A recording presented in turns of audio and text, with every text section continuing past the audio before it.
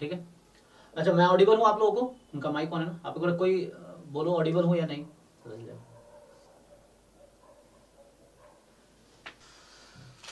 यहाँ old question paper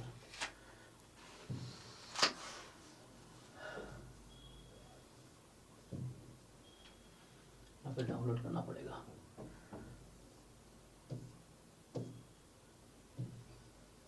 अच्छा यहाँ पे डाउनलोड हो जाएगा ये।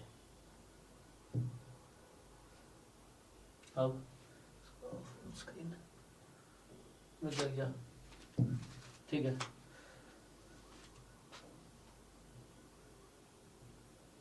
ठीक है चलिए शुरू कर लेंगे। ओके देन अब ठीक होगा, ऑडिबल भी हूँ, पेपर भी आपको दिख रहा होगा। सो अभी आज हम 2021 जो गेट स्टैटिस्टिक्स का पेपर है उसको डिस्कस करेंगे। उसमें mainly probability and inference part जो उसके क्वेश्चन डिस्कस करेंगे अभी। तो यहाँ से स्टार्ट करता हूँ, ठीक है। तो ये तो एप्टीट्यूड है शुरू में, तो आप लोग एप्टीट्यूड खुद भी कर सकते हो, ठीक है, ट्राई या डिस्कस कर सकते हो ग्रुप में भी इस तरह से। और मॉक टेस्ट अपलोडेड है, यही पेपर्स हैं, आप इसको करके देखो कितने मार्क्स अटेम्प्ट करते हो। और मैं चाहूँगा आप लोग जैम के सारे पेपर करो, जो भी पोर्टल पे अवेलेबल है, जैम के पेपर और गेट के पेपर सारे आप ट्राई करो, है ना। और फिर डाउट डिस्कस कर सकते हो मेरे साथ भी या ग्रुप में भी, या हम लोग डाउट क्लास रखेंगे उसमें कर सकते हैं। तो क्या है, एप्टीट्यूड ही चल रहा है। हाँ अभी खत्म हो जाएगा। तो यहाँ से स्टार्ट है मेन पार्ट, स्टैटिस्टिक्स पार्ट। चलिए तो पहला क्वेश्चन से स्टार्ट करते हैं। हालांकि ये क्वेश्चन जैम में भी आया हुआ है, एग्जैक्टली सिमिलर क्वेश्चन। अब जैम के पेपर आप करेंगे तो वहां फिर से मिलेगा आपको। तो क्या बोल रहा है, let X be a non constant positive random variable such that expectation of X is 9, then which one of the following statement is true. कोई बताओ कैसे करोगे? कोई भी मतलब ट्राई कर सकते हो, ठीक है ना, तो डिस्कस कर सकते हैं। सो आपको कुछ आइडिया आ रहा होगा ना कि हमें इसमें क्या करना है, ट्रू ऑप्शन सेलेक्ट करना है। सो है ना, हमें ट्रू ऑप्शन सेलेक्ट करना है। इसमें 9 मीन बस दे रखा है, डिस्ट्रीब्यूशन स्पेसिफाई नहीं किया है ना।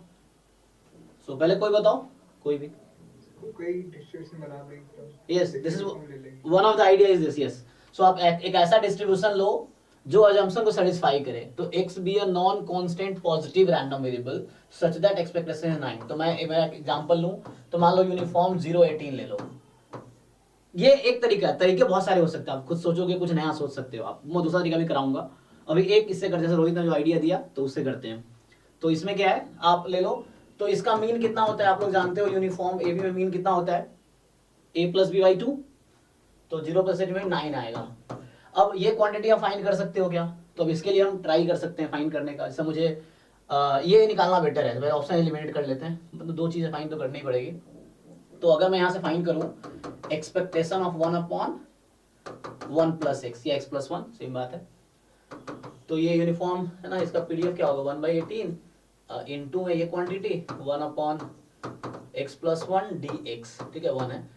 और चेक करना 1/b माइनस ए, ठीक है 0 से 18। ये आप बताओ क्या आएगा इंटीग्रेट करके, इंटीग्रेशन इजी है। डिनोमिनेटर है 18 टाइम्स x प्लस 1 और 0 से 18 है, तो इसको इंटीग्रेट करके बताइए क्या आएगा।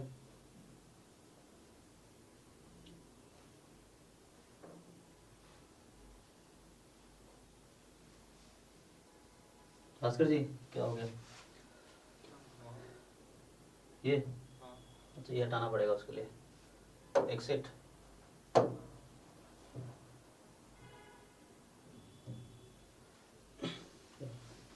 हाँ फिर दोबारा, ठीक है।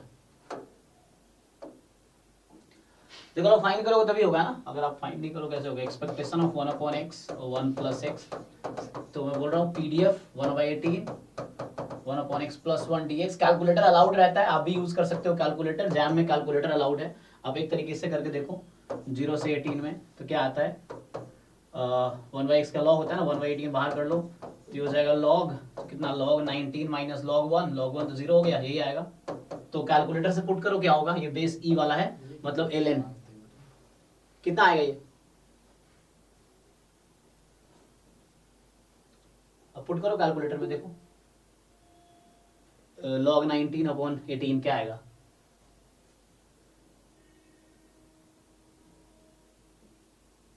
सही चल रहा है कैलकुलेशन, पर चेक कर लो। 0.16 0.16 ओके। तो इसका मतलब क्या हुआ कि ये ऑप्शन आउट हो गया और ये ऑप्शन आउट हो गया, राइट। ठीक है, क्योंकि 0 कम कह रहा था। अब चलो तो हमने ये फाइंड, अब ये फाइंड कर लेते हैं। Probability x more than equal to 10, तो सिंपली क्या करो 10 से 18 1 बाई 18 dx, कितना आ गया 18 माइनस 10 8 बाई 18, चेक कीजिए प्रोबेबिलिटी निकाल रहे हैं 8 10 से 18 1 बाई 18 dx, तो 8 बाई 18 हो गया। ये कितना है कैलकुलेटर से चेक कीजिए बारी क्या आता है।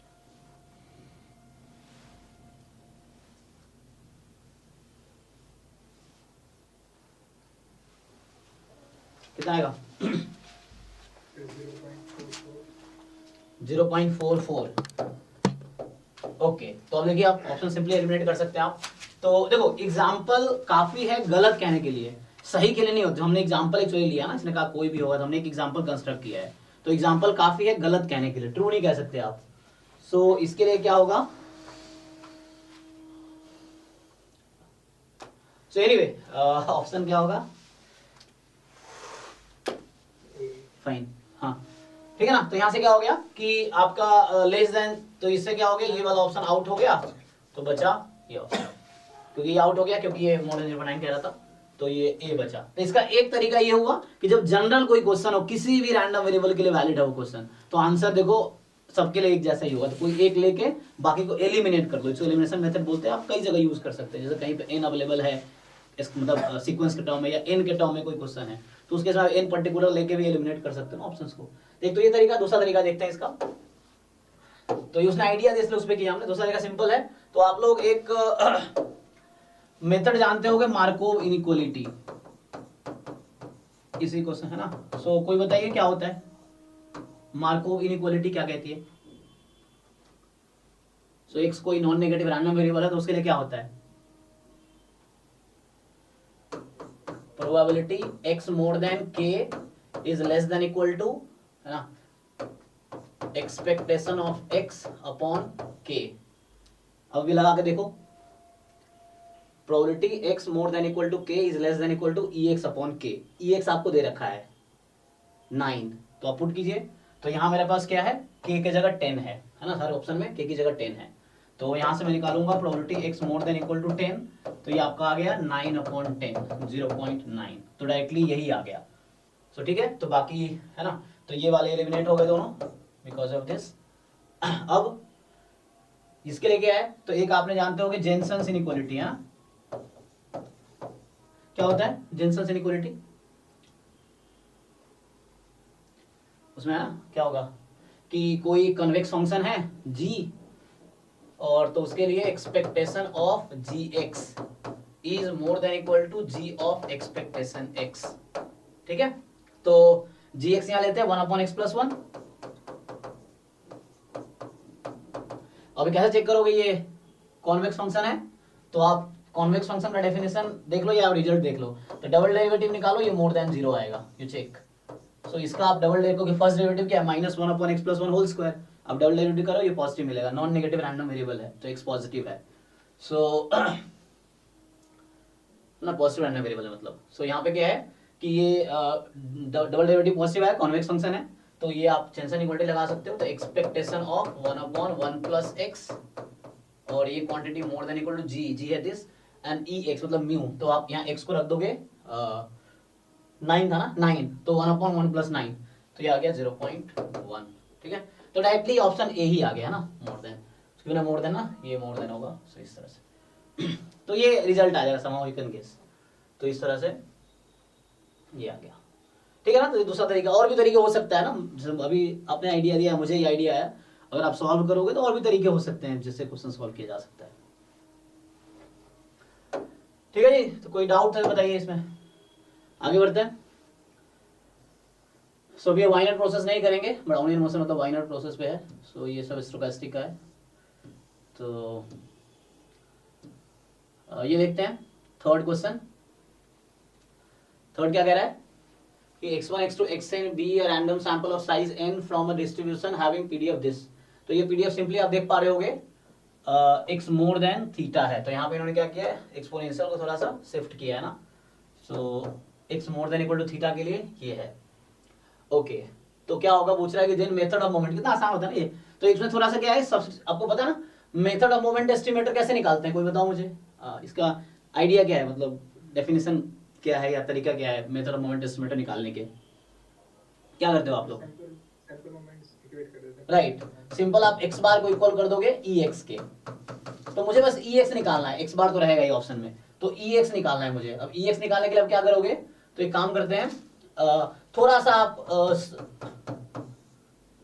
ट्रांसफॉर्मेशन यूज करो। तो अगर मैं y को x माइनस थीटा ले लूंगा ना, तो x minus theta more than equal to 0 हो जाएगी, माइनस y आ जाएगा, ट्रांसफॉर्मेशन यूज करोगे, ये 1 फंक्शन है y x के रिस्पेक्ट में, तो सिंपली ट्रांसफॉर्मेशन यूज करोगे तो क्या होगा, जो y का पीडीएफ है आप देख पाओगे डायरेक्टली कि 1 अपॉन थीटा e की power minus y upon theta y मोर देन 0। तो सिंपली आप ये कह सकते हो यहाँ से कि y का डिस्ट्रीब्यूशन क्या है, exponential with mean theta.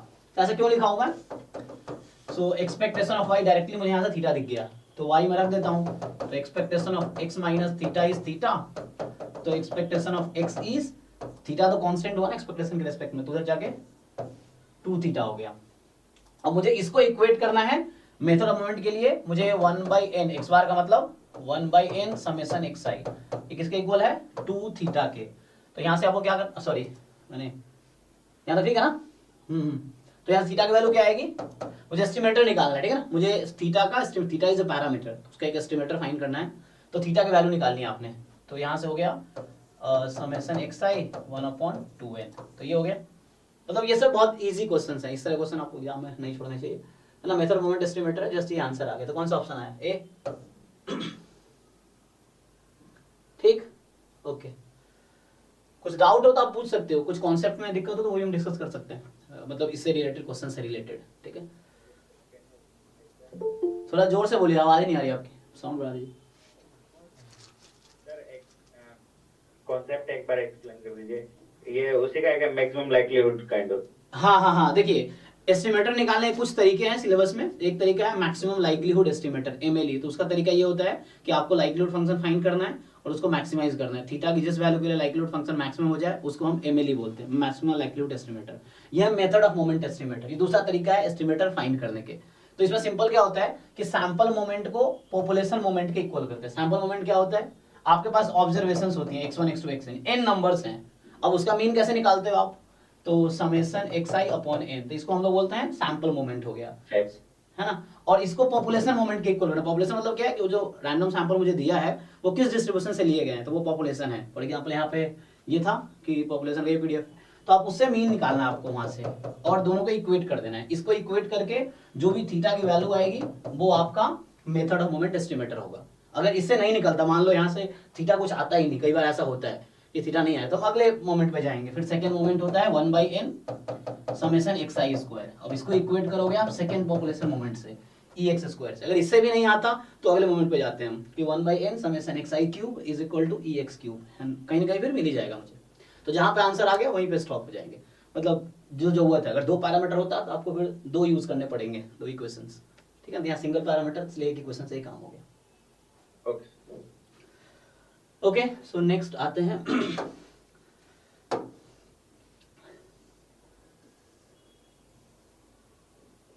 Okay, तो फोर्थ पे आते हैं। फोर्थ कह रहा है कि x1 x2 xn जो है रियलाइजेशन, मतलब ऑब्जर्व्ड वैल्यूज है, मतलब ऑब्जर्व्ड रियल वैल्यूज है, रैंडम वेरिएबल करस्पॉन्डिंग।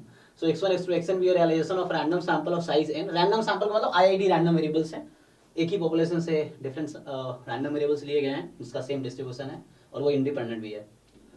तो पॉपुलेशन क्या है, नॉर्मल म्यू, ये है नॉर्मल म्यू थीटा स्क्वायर, इसको फुल स्क्रीन कर दीजिए। सो यहाँ देखिए ना, नॉर्मल म्यू, ठीक है ना, यहाँ सिलेक्टेड है। So this is normal mu sigma square and distribution है। So which of the following statement is are true, 95% confidence interval for mu based on this sample values is unique when sigma is known. 95% confidence interval of mu based on this sample is not unique when sigma is unknown. तो अब जब confidence interval topic आप पढ़ेंगे जाके, तो वहां आप देखेंगे कि कॉन्फिडेंस इंटरवल कभी भी यूनिक नहीं होता। आप 95% कॉन्फिडेंस इंटरवल निकालते हैं, इसका डेफिनेशन ये होता है कि लाइक कि थीटा की वैल्यू कोई दो एस्टिमेटर के बीच, for example theta 1 cap and theta 2 cap, ये दो एस्टिमेटर है, ये 95% आना चाहिए। और इसके लिए आपको डिफरेंट मिल जाएंगे। जैसे फॉर एग्जांपल मैं अगर जस्ट नॉर्मल एग्जांपल बताऊं तो कई बार हो सकता है इस बीच में 95% प्रोबेबिलिटी है, कई बार ये भी हो सकता है इस बीच में 95% है, या यहाँ इस बीच में 95%। मतलब कॉन्फिडेंस लेवल यूनिक नहीं होता। लेकिन जो हम फाइंड करते हैं, आप जो देखते होंगे जहाँ पे कॉन्फिडेंस लेवल निकाला जाता है, तो वो स्मॉलेस्ट लेंथ का इंटरवल हम लोग निकालते हैं, लेकिन कॉन्फिडेंस लेवल कभी यूनिक नहीं होता। तो चाहे सिग्मा नोन हो या सिग्मा अननोन हो, कॉन्फिडेंस लेवल कभी भी यूनिक नहीं होगा, ठीक है, किसी पर्टिकुलर कॉन्फिडेंस कोएफिशिएंट के लिए। कॉन्फिडेंस कोएफिशिएंट क्या है, या 95% है, ये जो 95% कॉन्फिडेंस कोएफिशिएंट बोलते हैं, वहां आप देखोगे लिखा रहता है 100 1 minus alpha percent confidence interval for parameter suppose theta या म्यू। तो ये कभी भी यूनिक नहीं होता। स्मॉलेस्ट लेंथ का इंटरवल यूनिक होगा। अगर स्मॉलेस्ट लेंथ का फाइंड करते हो तो बहुत सारे इंटरवल है, जो लेंथ जिसका स्मॉलेस्ट होगा वो यूनिक होता है, बट इन जनरल ये कभी यूनिक नहीं होगा। क्वेश्चन क्या पहला कि नहीं, मतलब पॉइंट जो पहला क्या है कि 95% कॉन्फिडेंस यूनिक है, तो ये गलत बात है, यूनिक कभी नहीं होगा। और ये बोल रहा है कि नॉट यूनिक है, तो ये सही बात है। चाहे सिग्मा नोन हो या ना हो, उससे कोई प्रॉब्लम नहीं है, ठीक है। जब सिग्मा अननोन है तो वहाँ उसका एस्टिमेटर यूज होगा, जब सिग्मा नोन है तो सिग्मा खुद यूज होगा, ठीक है। तो इसके लिए क्या होगा, इसमें स्टेटमेंट कौन सा रही है, क्यू ओनली ट्रू होगा, ठीक है। तो उसके लिए आपको थ्योरीज पढ़नी, क्योंकि हम लोग क्रैश कोर्स कर रहे हैं, जस्ट हम क्वेश्चंस डिस्कस कर रहे हैं, जैम और गेट के टोटल क्वेश्चन डिस्कस कर रहे हैं। तो थ्योरी डिटेल में नहीं करेंगे, आप जाके बुक में पढ़ सकते हो, ठीक है। ओके, आगे बढ़ते हैं।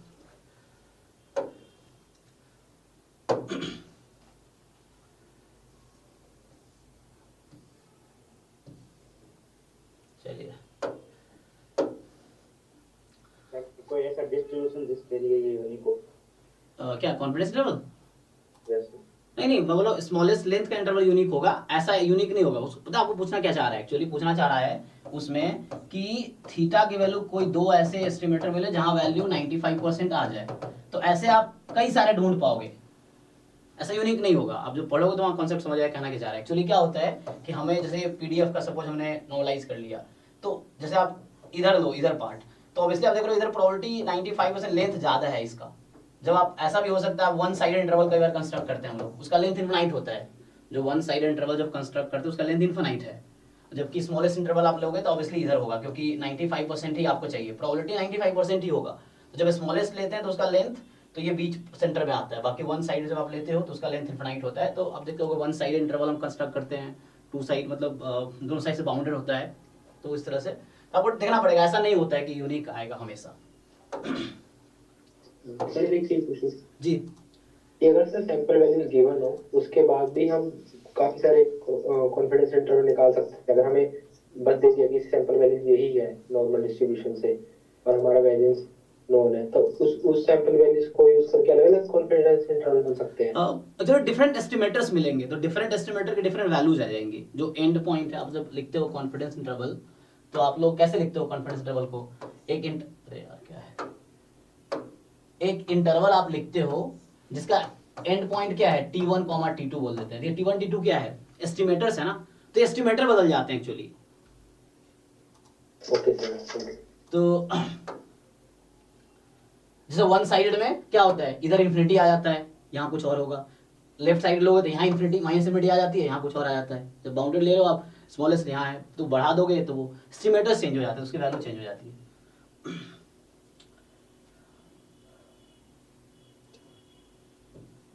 अच्छा चलो अभी क्वेश्चन कर लेते हैं।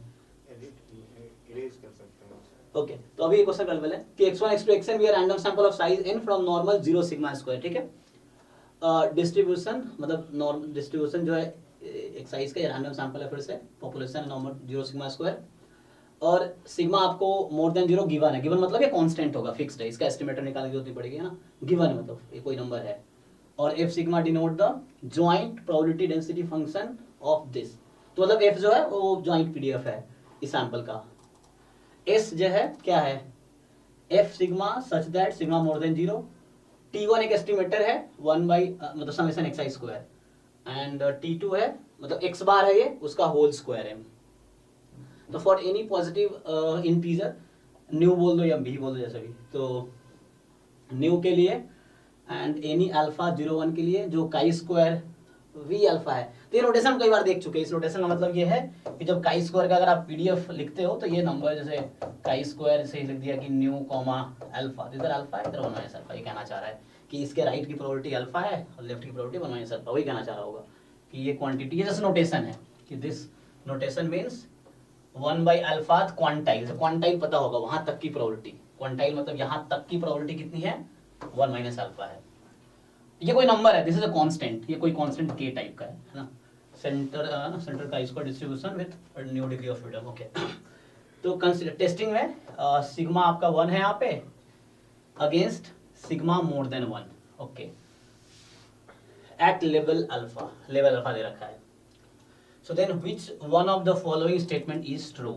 आपको पूछ रहा है कि इन चारों में से कौन सा स्टेटमेंट ट्रू होगा। तो एस हैज जो डिस्ट्रीब्यूशन है उसके पास मोनोटोन लाइक्लीहुड रेशियो है in T1 and H0 is rejected if T1 more than chi square N alpha. फिर ऐसे ये तो सेम ही है, बस यहाँ T1 T2 चेंज किया और यहाँ आपका ये इसको बोलते हैं, ये क्या है ना हमारे पास रिजेक्शन रीजन है ये, है ना। सो ये रिजेक्शन रीजन, तो पहले आपको पहचानना है कि रिजेक्शन रीजन वैलिड है क्या। तो मैं आपसे पूछूं T1 का डिस्ट्रीब्यूशन क्या है अंडर H0, आप लोग बता सकते हो इजीली कि T1 का डिस्ट्रीब्यूशन क्या है अंडर H0। अंडर H0 मतलब काई स्क्वायर, हाँ ये काई स्क्वायर n हो जाएगा ना, क्योंकि अंडर H0 क्या है हमारे पास सिग्मा 1 है ना, अंडर H0 सिग्मा 1 है, तो सिग्मा का जो 1 रख देंगे आप तो एक्साइज आपका नॉर्मल 0,1 हो गया, नॉर्मल 0,1 हो गया तो उसका स्क्वायर हो जाएगा काई स्क्वायर 1। काई स्क्वायर 1 का आप सम करेंगे रैंडम वेरिएबल का, तो जो सम का डिस्ट्रीब्यूशन आएगा वो काई स्क्वायर n होगा। तो पहली बात तो ये है कि T1 का डिस्ट्रीब्यूशन काई स्क्वायर n आने वाला है। अब आप चेक कर लो T2 का डिस्ट्रीब्यूशन क्या आएगा। तो क्वेश्चन हमारा सिर्फ इतना है कि क्या T2 का डिस्ट्रीब्यूशन भी काई स्क्वायर n आएगा, आपको ये डिसाइड करना है। तो नहीं आएगा, आप चेक करो T2 का डिस्ट्रीब्यूशन काई स्क्वायर n नहीं होगा। अंडर H0 की बात कर रहा हूँ, फिर से अंडर H0 क्यों कर रहा हूँ क्योंकि मैं अभी साइज कैलकुलेट करूंगा, है ना। तो सो अंडर H0 आप चेक करो क्या इसका डिस्ट्रीब्यूशन भी काई स्क्वायर n होगा T2 का, चेक करो। x बार का डिस्ट्रीब्यूशन आप निकाल सकते हैं यहाँ से। सो x बार जो है ये क्वांटिटी x बार है, तो इसका जो नॉर्मल मीन तो 0 ही रहेगा क्योंकि यहाँ 0 है, और चूंकि मैं अंडर H0 फाइंड कर रहा हूँ तो सिग्मा 1 है, तो इसका क्या हो जाएगा x बार का डिस्ट्रीब्यूशन बताओ आपको, वेरिएंस क्या होगा x बार का।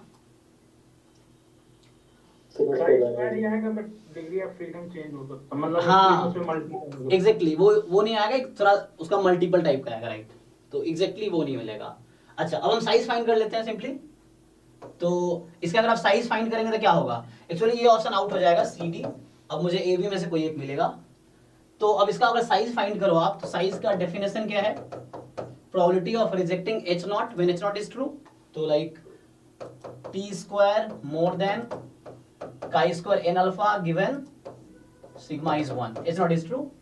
तो बताइए ये नोटेशन आप देख पा रहे हैं, तो ये साइज कितना आएगा यहाँ से, यही चीज लिखा हूं T1 स्क्वायर, ये लिखा हूं T1 square more then this same चीज गिवन H0। तो ये कितना आएगा इसका आंसर, साइज की वैल्यू कितनी आएगी यहां देख के बता सकते हो, ये मैंने नोटेशन लिख रखा है अल्फा आएगा। सो दिस इज अल्फा ना, फाइन। सो दूसरे से क्या आएगा फिर, इससे साइज क्या आएगा 1 माइनस अल्फा। 1 माइनस अल्फा, लेकिन हमें क्या बोला था कि विथ लेवल या एट लेवल, वही लेवल और साइज है ना ऑलमोस्ट, मतलब क्रिटिकली इक्वल नहीं है, बट यहाँ पे लेवल अल्फा है, दैट इज लेवल फाइंड कर रहे थे हम, so that is alpha only, ठीक है। लेवल अल्फा है, साइज अल्फा की बात कर रहे हैं हम, या लेवल अल्फा की बात कर रहे थे, लेवल अल्फा इसका ही होगा, सो इसका नहीं होगा, इसका 1 माइनस अल्फा है। सो ये ऑप्शन आउट हो गया, तो ए ट्रू हो गया, है ना। तो इस तरह से सोच सकते हैं अगर सॉल्व करना एग्जाम में। तो बाकी एक रिजल्ट होता है कि जो भी एक्सपोनेंशियल फैमिली के मेंबर्स है, जो भी डिस्ट्रीब्यूशंस, तो उसका जो लाइक्लीहुड रेशियो है वो मोनोटोन होता है, ऐसा कुछ है ना थ्योरम एक, है ना। तो उसके बेस पे नॉर्मल भी एक्सपोनेंशियल फैमिली का T1 पे मोनोटोन होगा क्योंकि T1 उस पे आएगा ना summation x I square, right and then इसमें Tx ग्रेटर C होगा क्योंकि यहाँ HA जो दिया होगा अल्टरनेटिव वो ग्रेटर में होगा, राइट, ये वन साइडेड है इसीलिए।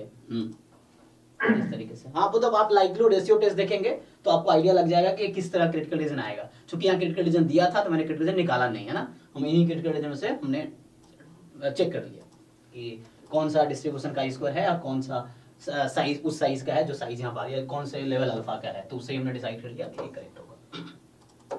ठीक है।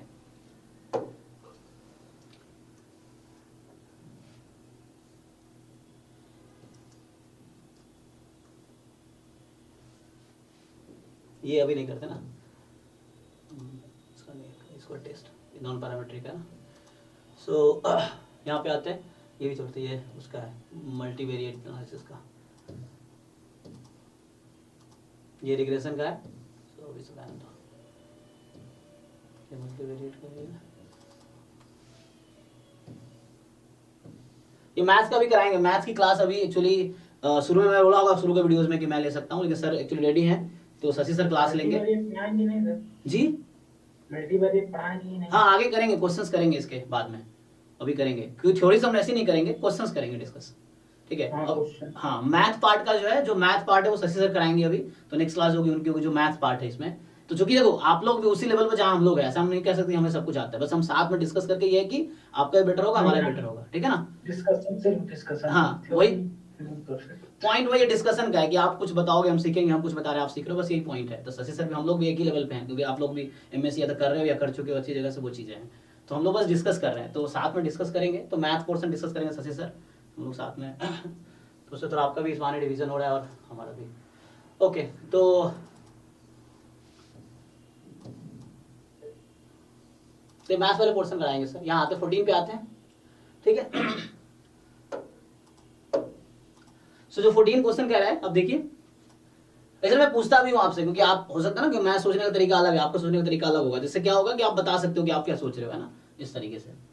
कि 14 क्या कह रहा है कि ए एंड बी जो है B two event such that probability of B 3/4 है and probability of A union B complement 1/2 है, ठीक है। If A and B are independent then probability of A निकालना, तो इजी है ना।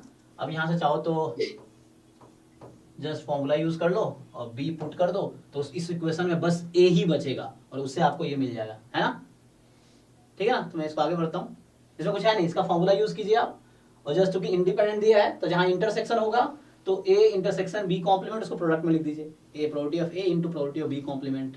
तो ए एंड बी इंडिपेंडेंट है तो ए एंड बी कॉम्प्लीमेंट भी इंडिपेंडेंट होगा, ये आप लोग जानते हैं। सो बस इंटरसेक्शन को प्रोडक्ट में लिख दो, और b पता है आपको 3/4, तो b कॉम्प्लीमेंट की प्रोबेबिलिटी 1/4 होगी, और पुट कर देंगे तो इस इक्वेशन में सिर्फ प्रोबेबिलिटी ऑफ a ही बचेगा इसमें, और जो कि आप सॉल्व करके निकाल लेंगे।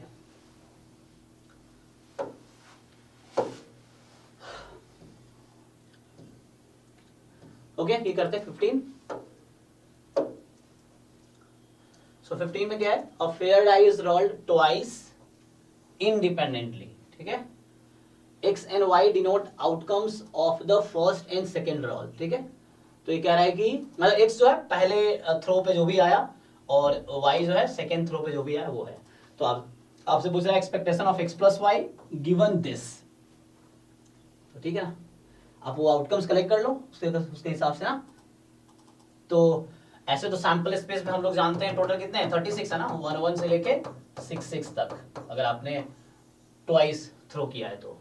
और फिर अब क्या करना है हमें, तो पहले आप गिवन है दिस, तो इस कंडीशन में देख लो आप एक्स वाई क्या क्या होगा। तो अगर इस सिचुएशन में आप देखना चाहो कि x minus Y whole square equal to 1 है, तो मतलब ये कुछ ऐसा हो गया कि mod x minus Y equal to 1, difference x y के बीच का 1 है, तो कैसे आउटकम्स आएंगे इसमें, लाइक 1 2 2 1 है ना, 2 3 3 2 ऐसे सो ऑन लास्ट 5 6 6 5, जिसमें एक का गैप है। अब उसमें देख लो सम क्या है, तो उसको मल्टीप्लाई कर लो। फॉर एग्जांपल 1 2 अगर करस्पॉन्डिंग लिखेंगे तो सम कितना है, मीन क्या होता है x into P, x I into P I discrete में, तो इसकी वैल्यू 1 + 2 आपका 3, इस पे अगर लिखेंगे तो, और 1/36 इस आउटकम आने की प्रोबेबिलिटी। फिर सेम 2 1 है तो बेटर वही लिख लो, क्योंकि 2 1 पे भी सम 3 ही आएगा, तो 1 2 और 2 1 सेम ही इस तरह हो जाएगा। फिर नेक्स्ट आउटकम जो भी है लाइक 2 3 3 4 है ना, सो 2 3 3 4 में क्या सम कितना है 5, और 2 3 3 4 आने की प्रोबेबिलिटी 2/36, तो इस तरह से आगे निकाल लोगे अपॉन, अब ये गिवन है तो इसका भी डिवाइड करना पड़ेगा प्रोबेबिलिटी। तो अब इन सब की प्रोबेबिलिटी आप ऐड कर लेना, जैसे फॉर एग्जांपल 2/36 फिर 2/36 तो ये वाला और ये वाला, क्योंकि इसकी प्रोबेबिलिटी, तो ये दोनों प्रोबेबिलिटी 2/36 2/36 जो भी आउटकम्स आएंगे डिवाइड कर लीजिए, तो आंसर आ जाएगा, ठीक है। ये हालांकि अभी जैसे मैं बता रहा हूँ जस्ट, आप नेक्स्ट क्लास में जैसे आप लोग सॉल्व करते हो तो आप लोग सॉल्व करके फिर भी कोई क्वेश्चन रह जाता है जो आपसे नहीं होता, फिर हम नेक्स्ट क्लास में दोबारा करेंगे, ये जैसे हम लोग फॉलो करते आ रहे हैं। ये आज हम डिस्कस कर रहे हैं, फिर आप जो क्वेश्चन मैं छोड़ रहा हूँ फिर आपको करना है, वो आपसे नहीं होता है फिर आप पूछिए, फिर हम साथ में डिस्कस करेंगे, फिर पूरा सॉल्व करूंगा नेक्स्ट क्लास में। आप ट्राई करके देखिए, हो जाएगा। और नहीं होता है तो फिर नेक्स्ट क्लास में पूछिए। 16 पे आते हैं। क्या कह रहा है, X be random variable with CDF, ठीक है। तो CDF की कुछ प्रॉपर्टीज है ना, कि राइट कॉन्टिन्यूअस नॉन डिक्रीजिंग, तो राइट कॉन्टिन्यूअस तो दिख रहा है मुझे, है ना, नॉन डिक्रीजिंग तो वो भी होगा उसके हिसाब से, इन्फिनिटी पे 1 माइनस इनटू 0 सर्टिफाई कर रहा है, ओके। AC है तो दिस एन एक सीक्वेंस, आपको एन एक इंटरवल दिया है, सीक्वेंस ऑफ इंटरवल इस तरह से है। तो A जो है यूनियन ऑफ AIs है, और I क्या 1 से इन्फिनिटी है। आप मुझे बता सकते हैं A क्या आएगा? A1 A2 A3 A4 सबका यूनियन है ये, तो इजीली आप बता पाएंगे A इंटरवल क्या होगा। जब n टेंस टू इन्फिनिटी है तो कहां पे कन्वर्ट करेगी, कन्वर्ट करेगी interval an n tends to infinity पे 1 to 3 ओपन 1 3, राइट, क्योंकि प्लस में है यहाँ माइनस में है, तो ये 1 3 एक्सक्लूड हो जाएगा, ठीक है, ओके। तो ये आ गया आपके पास। तो यहाँ यही पूछ रहा है आपसे, probability x belongs to A, तो आपसे यही पूछ रहा है कि x की वैल्यू 1 से 3 होने की प्रोबेबिलिटी बताइए, ठीक है। सो तो चेक कीजिएगा इसको। हाँ ओपन 1 क्लोज 3 है। एक मिनट चेक कर, अच्छा हाँ एक मिनट मैं चेक कर लेता हूँ, मैं शायद वो थी। यहाँ क्या था 3 माइनस ना, जब आप इंडेक्स ले रहे हो क्या कर रहे हो आप, ओह 1 मिनट, हाँ वो चेक करना पड़ेगा आपको। तो यहाँ से ओपन 1 क्लोज 3 है ना, एक बार चेक कर लो फिर से। बोथ साइड ओपन है। चेक कर लो एक बार, वेरीफाई कर लो आप, है ना, बाकी लोग चेक कर लो एक बार, देखना। क्योंकि यहाँ क्या हो रहा है, जैसे आप लिखोगे पहला लिखोगे तो क्या होगा 2 2, मतलब लाइक यहाँ तो 2 2 है तो 2 हो गया। नेक्स्ट में 2 minus 2 plus 1/2 3 minus 1/2 like this. तो एट द एंड चेक कीजिए ये 1 3 आना चाहिए। चेक कर लो, फिर भी हो सकता है ना, कई बार मुझसे मिस्टेक होती है, इसलिए कोई प्रॉब्लम नहीं है। अगर चेक करना आंसर आता है क्या।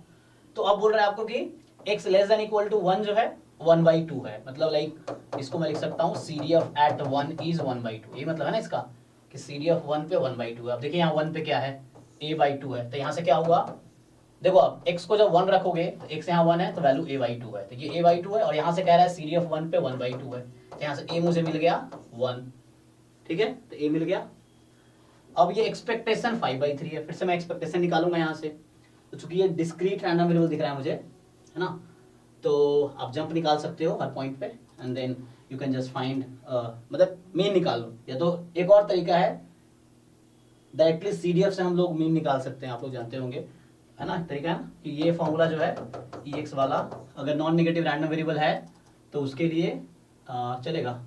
सो 0 से इन्फिनिटी 1 माइनस CDF। सो ये फॉर्मूला वैलिड है, ये डिस्क्रीट कॉन्टिन्यूअस और मिक्स तीनों के लिए वैलिड है, बट कंडीशन ये है 0 से इन्फिनिटी ही होगा लिमिट इसका, ठीक है। तो आप इसको ब्रेक करेंगे 0 से 1 में, तो ठीक है ना, 0 से 1 में CDF ये है, फिर 1 से 2 में, 2 से 3 में, उस तरफ कहोगे यहाँ C आ जाएगा, यहाँ से क्या आ जाएगा C। या तो ये यूज करो, नहीं तो क्या करो आप जंप देख लो कि 1 पे डिसकंटिन्यूअस होगा तो मास कितना है, मतलब प्रोबेबिलिटी x इक्वल टू 1 कितनी आएगी, प्रोबेबिलिटी x इक्वल टू 2 कितनी है, प्रोबेबिलिटी x इक्वल टू 3 कितनी है। अब ये PMF आ गया, तो PMF आ गया तो मीन निकाल सकते हैं समेशन xi pi से, और उसको आप पुट कर दीजिए वो 5/3 के, तो उससे आपको मिल जाएगा C मिल जाएगा, तो हो गया, सीधे पे आ गया। अब क्या पूछा है, तो ये निकालना था, इसका फॉर्मूला होता है CDF at 3 minus CDF at 1, मतलब ये फॉर्मूला है, जस्ट मैं लिख रहा हूँ जो कि प्रोबेबिलिटी ऐसा होता है x more then a less than b, है ना, तो ये होगा CDF एट b माइनस मैं लिख रहा हूँ left hand limit at b in the function this minus CDF at a। So ये a पॉइंट पे CDF है, एग्जैक्टली a पे, ठीक है। सो a जहाँ इंक्लूड होगा, मतलब एक फॉर्मूला जैसे यहाँ पे, तो सब निकाल लो, ट्राई करके देखो, नहीं तो नेक्स्ट क्लास दोबारा डिस्कस करेंगे, ठीक है। ये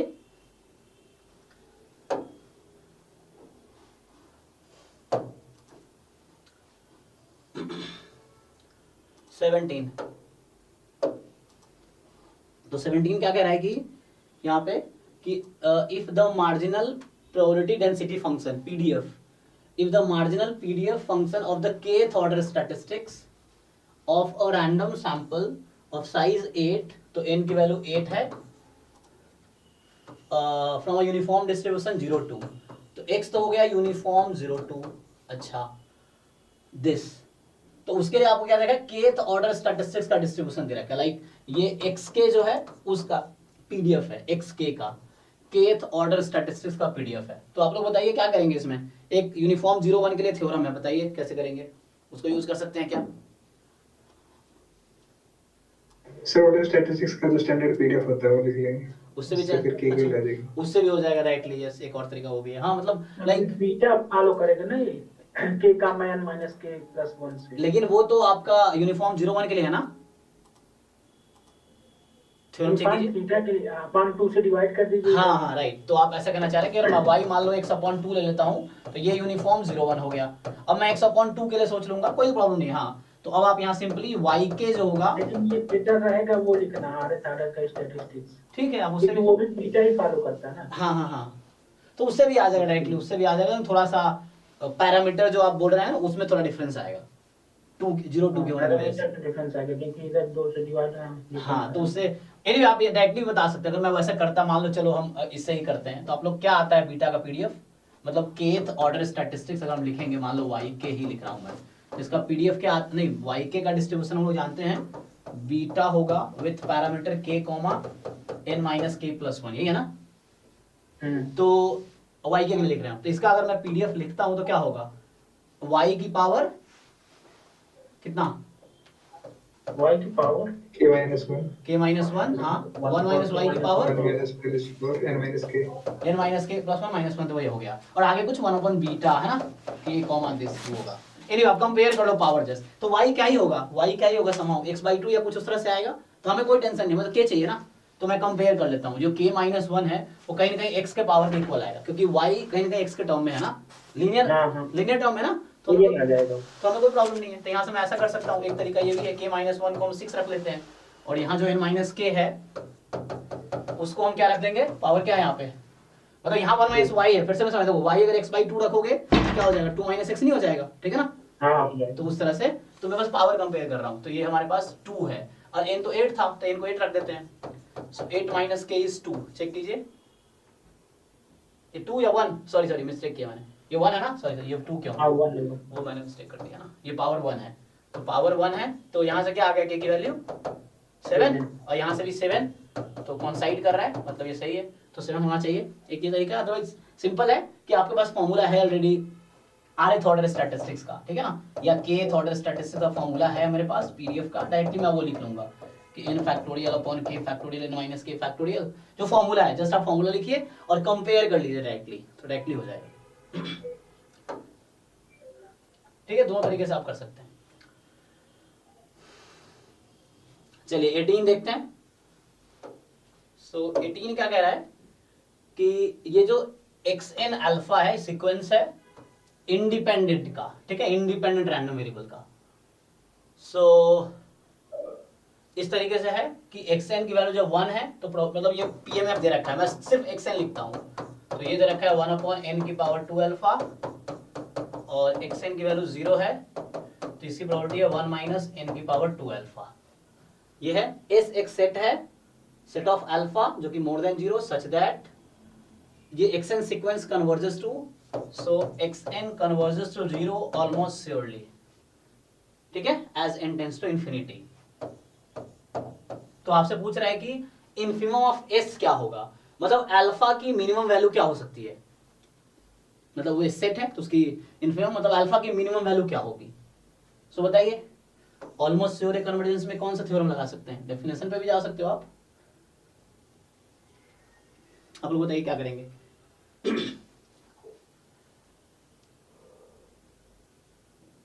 हालांकि इस तरह के क्वेश्चन पहले भी मिला था हमें 2005 के पेपर में, वहां मैंने शुरू में, हालांकि देखोगा वीडियो तो मैंने थोड़ी गलती की है वहां पे, वो मैंने आईआईडी मान रखा था शुरू में, बाद में समझा आईआईडी नहीं था, यहाँ भी आईआईडी नहीं है, जस्ट इंडिपेंडेंट है, आइडेंटिकली डिस्ट्रीब्यूटेड नहीं है ना, क्योंकि वो चेंज होगा, जैसे आप चेंज करोगे n की वैल्यू तो ये चेंज होगी ना।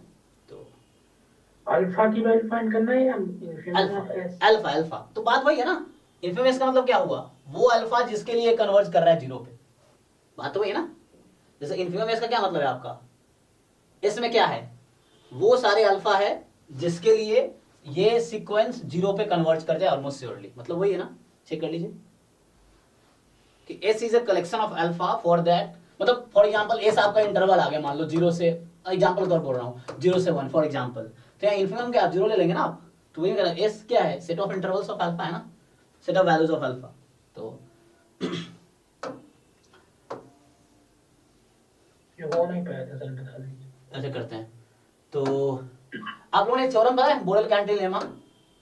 हाँ पता है। बताइए, तो उसी को यूज कर लेते हैं। क्या बोरल फर्स्ट सेकंड, फर्स्ट अगर First. फर्स्ट है तो इंफिनिटी हो तो 1 होगी सुप्रीमम की प्रोबेबिलिटी। तो फर्स्ट ही कर लेते हैं, लेस बोरेल कैंटिली लेमा। आप लोग सर्च कर लेना ये क्या है। इसके दो स्टेटमेंट है, ऑलमोस्ट रिलेटेड ही है दोनों। सो पहला जैसे आप क्या बताना चाह रहे हो, प्रोबेबिलिटी ऑफ, मान लो ऐसा है सीक्वेंस an का समेशन, अगर ये है तो इक्वल टू चलो। इंफिनिटी है तो इसकी प्रोबेबिलिटी 1 होगी। लेस देन इन्फिनिटी कर लेते हैं। सो लेस देन इन्फिनिटी मतलब फाइनाइट है। अगर ये फाइनाइट है देन क्या होता है, प्रोबेबिलिटी an ऑलमोस्ट श्योरली, हाँ 0 जाएगा। हाँ, या इनफाइनाइटली ऑफन, ऐसा लिखा था बुक में स्टेटमेंट, दिस इज 0। ओके, इसको यूज करते हैं, कोई प्रॉब्लम नहीं है। देखिए, तो यहां से अगर आपसे पूछे हम, अगर मैं यहां समेशन लगा लूं तो क्या होगा? अगर आप यहां समेशन लगा ले तो ये फाइनाइट कब होगा? जब अल्फा 1 हो जाए ना। 1 क्यों होगा?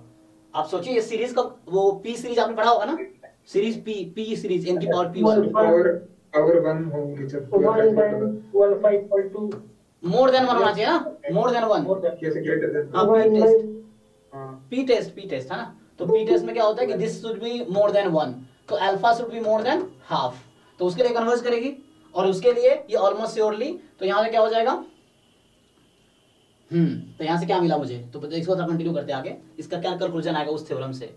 तो यहाँ से हमारा an ये वाला चीज है, an क्या है, xn इज 1, ठीक है। सो मतलब probability of xn being 1 infinitely often या ऑलमोस्ट श्योरली इज कितना, क्या इक्वल टू 0। अच्छा, तो 1 नहीं है तो इसका कॉम्प्लीमेंट क्या है, इस सीक्वेंस में xn की वैल्यू 1 नहीं है तो इसका कॉम्प्लीमेंट क्या होगा, मतलब xn being 0 infinitely often is what 1। इसका क्या मतलब हुआ कि xn converges almost surely to 0। हाँ हो गया, तो ये चाहिए हमें। तो अल्फा क्या इससे मिलना चाहिए मुझे, what is minimum value of alpha. 1 by 2। तो कहने का मतलब मेरा सीक्वेंस ये आ गया, मेरा तो ये मिल गया, s is this interval half to infinity, तो उस केस में मिनिमम क्या है, अल्फा हाफ ही होना चाहिए। चेक कीजिए, इक्वल भी लगेगा ना हाफ में। 1 पर भी तो सीरीज कन्वर्ज है ना, 1 अपॉन नहीं पे कन्वर्ज। नहीं 1/n कन्वर्ज नहीं करती ना, ये इस सीरीज के बारे में क्या कह सकते अगर हैं। अल्फा की वैल्यू 1 ले लेंगे तो 1 अपॉन n स्क्वायर कन्वर्ज नहीं करेगा, पाई स्क्वायर अपॉन। हाँ, यू आर राइट, हम ये वो नहीं कह रहे, हम कह रहे हैं हमें अल्फा की मिनिमम वैल्यू चाहिए, मिनिमम नहीं, इन्फिमम मिनिमम थोड़ा डिफरेंस है। नहीं मैं कह रहा हूँ कि अल्फा 2 अल्फा इक्वल टू 1 हो सकता है, ग्रेटर और इक्वल 1 हो सकता है ना। अच्छा, नहीं 2 अल्फा 1 कैसे हो सकता है, अगर 2 अल्फा को आप 1 रख दो तो क्या ये कन्वर्ज करेगी। नहीं 1 नहीं मैं कह रहा, ग्रेटर मतलब 2 अल्फा जो है 1 से बड़ी है, 1 के इक्वल, ये कह रहा हूँ मैं। वही तो मैं भी कह रहा हूँ, क्या 2 अल्फा 1 पॉसिबल है। देखो, आप मोर देन इक्वल टू मतलब ये भी बोलो पॉसिबिलिटी है 1 होने की, मैं पूछ रहा हूँ क्या 1 पॉसिबिलिटी है, 2 अल्फा को 1 होने की पॉसिबिलिटी है यहाँ पे,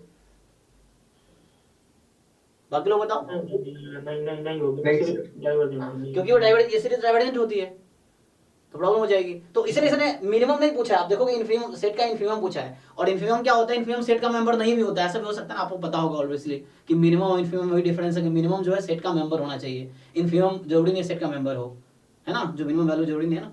सो इन्फिमम आप यहाँ देखेंगे, आप एस की अगर पूछता minimum possible values of alpha तो हो सकता है मे नॉट एग्जिस्ट, इसलिए इन्फिमम पूछा। इन्फिमम क्या होगा, हाफ है, ठीक है ना। यहाँ इन्फिमम जो सेट एस का है दैट इज हाफ, तो आपको ऑलरेडी पता है इन्फिमम सुप्रीमम मिनिमम मैक्सिमम, अब देखिए थोड़ा सा डिफरेंस है इन सब में,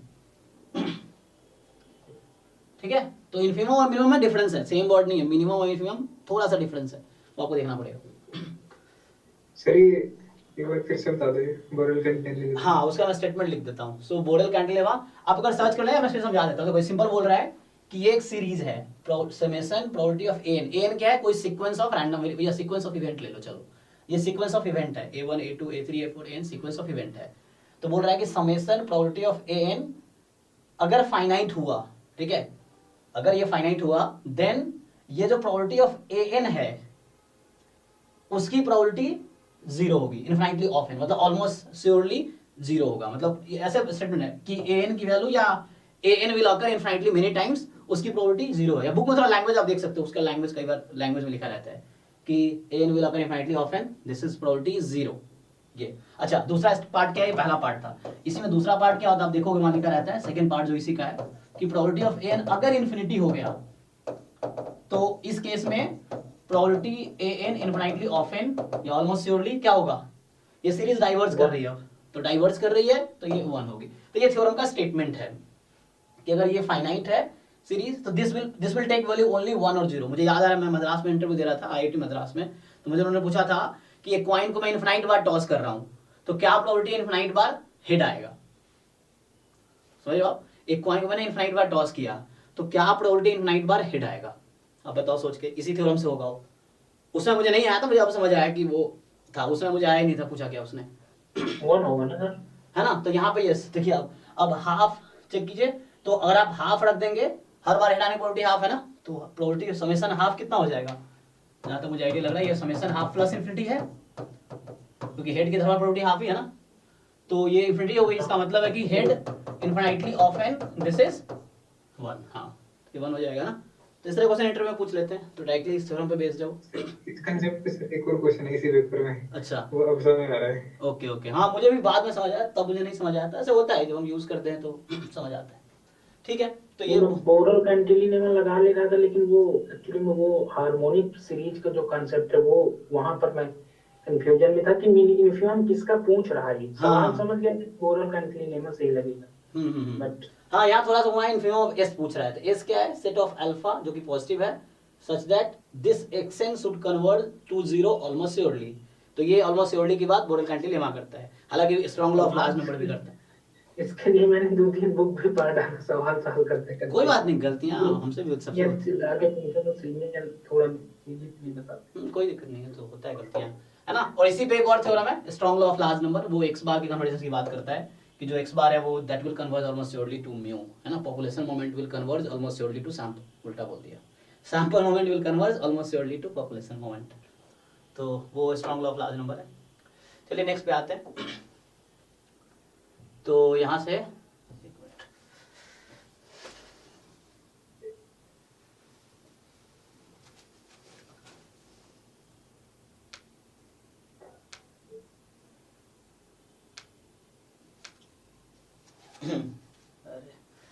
सो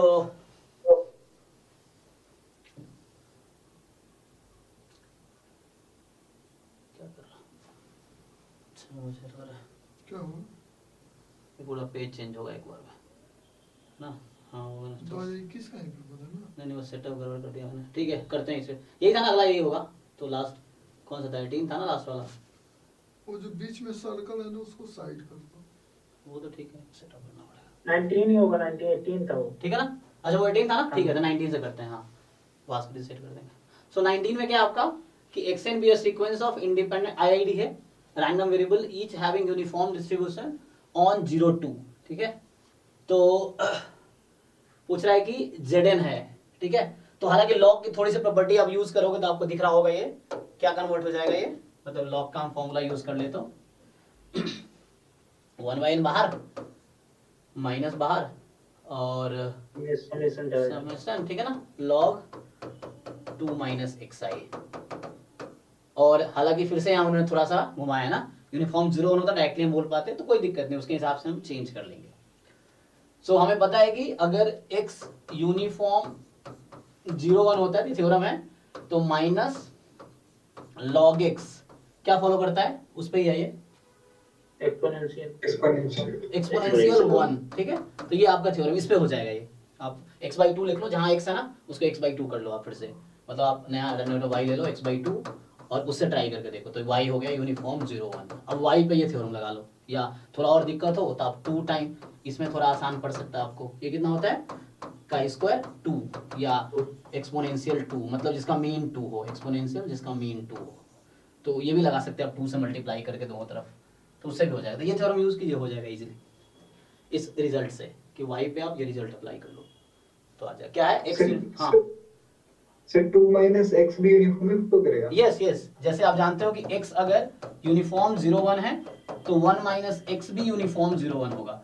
एक्चुअली जब हम ट्रांसलेशन करते हैं यूनिफॉर्म पे तो यूनिफॉर्म ही रहता है, चाहे आप स्केल ट्रांसफॉर्म करो या मतलब उसका लेकिन ये यूनिफॉर्म काटो सीधी लाइन जो कहीं से काटोगे तो यूनिफॉर्म एग्जैक्टली वही तो आप जैसे लोकेशन चेंज करो या स्केल चेंज करो वो यूनिफॉर्म ही रहेगी तो इसमें प्रॉब्लम नहीं होगा। सिमिलरली x अगर यूनिफॉर्म 0 2 है और आप 2 माइनस एक्स ले रहे हो तो बस ये देख लो कि 2 माइनस एक्स का रेंज क्या है, उस पर यूनिफॉर्म ही रहेगा। तो जब x आप 0 सर अगर जब आप दो यूनिफॉर्म ऐड करते हैं तो ट्रायंगुलर बनता है ना। हाँ तो वो अलग है ना। तो यहाँ पे बस हम इस ट्रांसफॉर्मेशन स्केल और लोकेशन चेंज करने की बात कर रहे हैं। ओके तो ये थ्योरम अप्लाई कीजिए, हो जाएगा। तो नेक्स्ट क्लास में दोबारा कर सकते हैं। अरे भैया इसको मैं शिफ्ट एक बार सेट करता हूँ उसको। तो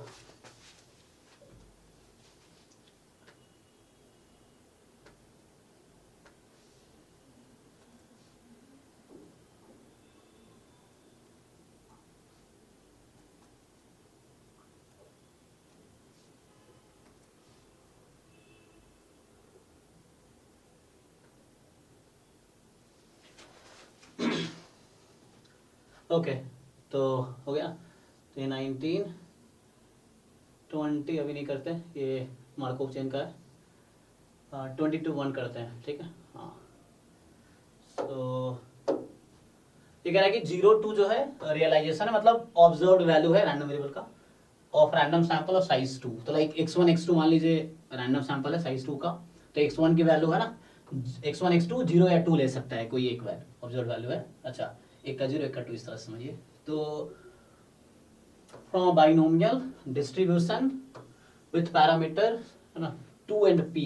अच्छा तो कुछ इस तरह से लाइक मैं बोलूँ कि x1 x2 जो है दे आर बाइनोमियल 2, p इस तरह से है ना। एंड टू टेस्ट h0 में p की वैल्यू हाफ है और h1 में p की value not equal to half है। ओके तो the observed value of the likelihood ratio test statistics equal, so likelihood ratio test statistics तो क्या होगा। तब एक नॉर्मल सा क्वेश्चन है, हाँ अगर मान लीजिए कि x फॉलो कर रहा है बर्नौली और p है 0 से 1 के बीच में और मेरे पास दो रैंडम सैंपल है, दो सैंपल है 0 और 2, तो इसका एमएलई क्या होगा। इसका एमएलई हाँ अच्छा मतलब आप बोल रहे हैं कि x की ऑब्जर्व्ड वैल्यू मतलब जो भी है 0 और 2 है। ओके x2 मान लीजिए 2 2 है। हाँ तो आप बोल रहे एमएलई क्या होगा। तो पहले तो मैं इसका साइज लाइक्लीहुड सैंपल का साइज भी 2 है। तो इसका मैं क्या करूंगा लाइक्लीहुड फंक्शन में पहले x1 = 0। मुझे एक्चुअली याद बहुत कम चीजें रहती है तो मैं डिराइव कर लेता हूँ। तो हम पहले तो मैं लाइक्लीहुड फंक्शन फाइंड करूंगा और आप देखेंगे कि हाँ बाइनोमियल बर्नौली का एमएलई x बार होता है ना। हाँ वैसे फाइंड करोगे आप, उससे फाइंड करो शायद p की पावर x 1 माइनस p की पावर 1 माइनस x, ये होता है ना उसका इन जनरल फॉर्म। एक मिनट, सो x 0 या 1, हाँ ठीक है यहाँ से आप करके देखो। तो लॉग लेके आई थिंक x बार ही आएगा, मुझे याद नहीं है बट करके देख सकते हैं आप। x बार आएगा तो अगर हम x बार की वैल्यू निकालेंगे तो 1 आएगा। हाँ हाँ हाँ और p तो 1 पे है ही नहीं ना, 0 से 1 पे वो ओपन है ना। तब हम क्या वैल्यू लेंगे उसकी एमएलई की। नहीं तो p जो mle होगा that should be a value inside the parameter space only. हाँ तो 0 1 तो नहीं होगा mle कभी भी। जैसे इस तरह क्वेश्चन है तो उस केस में आपका या तो डज नॉट एग्जिस्ट आएगा या उस बीच का आपको चुनना पड़ेगा जिस पे मैक्सिमम हो जाए। कभी भी mle पैरामीटर स्पेस का ही मेंबर होगा। सवाल इसी बेस पे आधारित है। अच्छा वैसा है क्या, तो देखना पड़ेगा। मैं सॉल्व तो नहीं किया मैंने अभी, जैसे हम डिस्कस कर रहे हैं मैंने सॉल्व नहीं कर रखा है, तो हम देख सकते हैं करके क्या आएगा।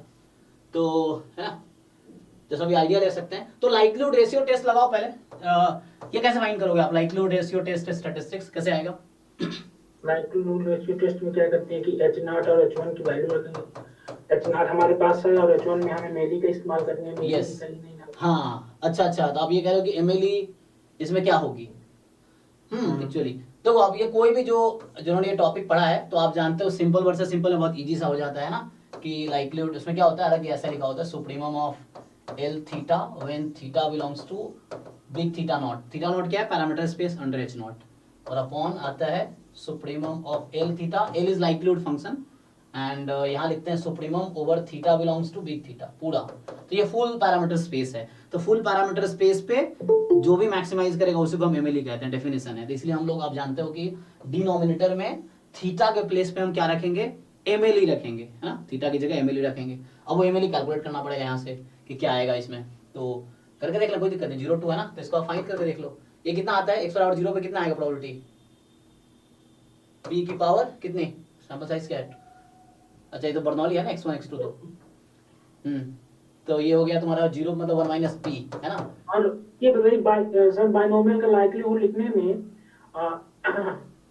एनसीएक्स होता है, तो उसमें हम मल्टीप्लाई करते हैं या नहीं करते?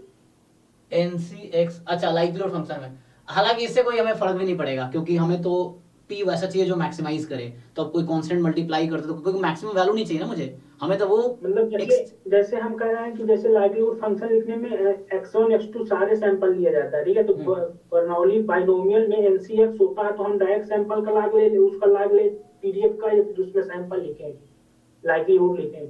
नहीं, लाइक्लीहुड लिखो आप, फिर लाइक्लीहुड लिख के फिर उसका लॉग लाइक्लीहुड फंक्शन निकालो, देन उसको आप मैक्सिमाइज करो, ठीक है ना। सो यहाँ पे जैसे 108 क्या 1 पी हो जाएगा, मतलब 1 पी स्क्वायर क्या था ये, फ्रॉम बाइनोमियल है ना, ये x1 x2 ये है ना फॉलो कर रहा है, तो ये तो आ जाएगा 1 पी स्क्वायर। और यहाँ पे जो x2 बराबर 2 है, तो दोनों बार सक्सेस आ गया, तो लाइक पी स्क्वायर, ठीक है। सो ये आ गया। अब इसको मैक्सिमाइज करके देखो आप, तो ये सिंपल क्वेश्चन नहीं हो गया।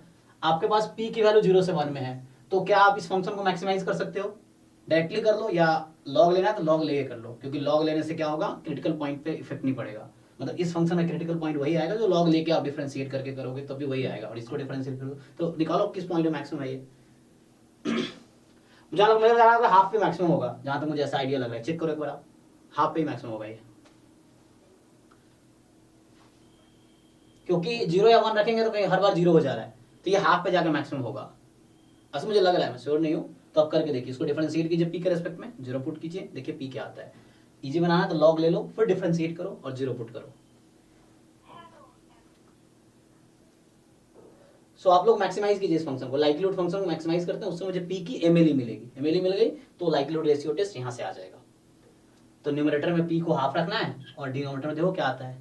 आपने लाइक्लीहुड कोई सैंपल वैल्यू के उसमें लिख लिया टर्म में, आपने फार्मूला नहीं लगाया। फार्मूला लगाने पे सवाल में थोड़ा प्रॉब्लम आता है। आपने लाइक्लीहुड को लिख लिया, वहां से हो सकता है। हाँ हो सकता है, आप भी सही सोच रहे हो, दूसरे तरीके से कर रहे हो आप, लेकिन हालांकि मैंने ये वाला पीएमएफ यूज नहीं किया अभी, क्योंकि नहीं उस तरीके में प्रॉब्लम आती है, क्योंकि उसमें मैंने x बार अगर डायरेक्ट ले लेते हो तो 1 पे है नहीं वैल्यू, तो ये वाला सही है, ये वाला सही है। एक्चुअली अच्छी बात यहाँ पे क्या है, ऑब्जर्वेटिव दे रखा है। प्रॉब्लम जो आप कह रहे हो आप सही कह रहे हो, तब ऑब्जर्वेटिव नहीं देता ना तब प्रॉब्लम आती।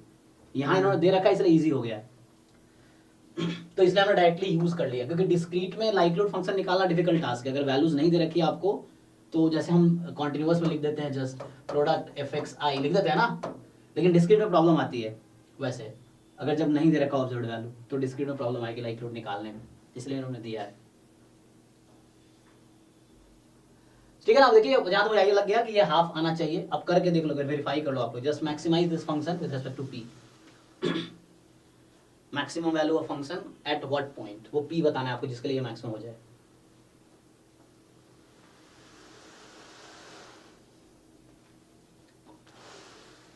हाफ ही है, ठीक है ना, हाफ आ गया, तो 1 आ जाएगा आंसर शायद, क्योंकि न्यूमरेटर में भी आप हाफ रखोगे, है ना, और डिनोमिनेटर में भी हाफ रखोगे, तो 1 आ जाएगा। 1 है आंसर। ठीक है, फिर तो आप समझ में कहना क्या चाह रहा हूं हम लोग, जो मैं लिख रहा हूँ रेशियो, लाइक्लीहुड रेशियो में क्या होता है, रेशियो लेना होता है लाइक्लीहुड फंक्शन का under h0 upon under h1, ठीक है ना। कुछ बुक में h1 पहले h0 बाद में है, तो आप देखना उसके हिसाब से डेफिनेशन है, मतलब क्रिटिकल रीजन है।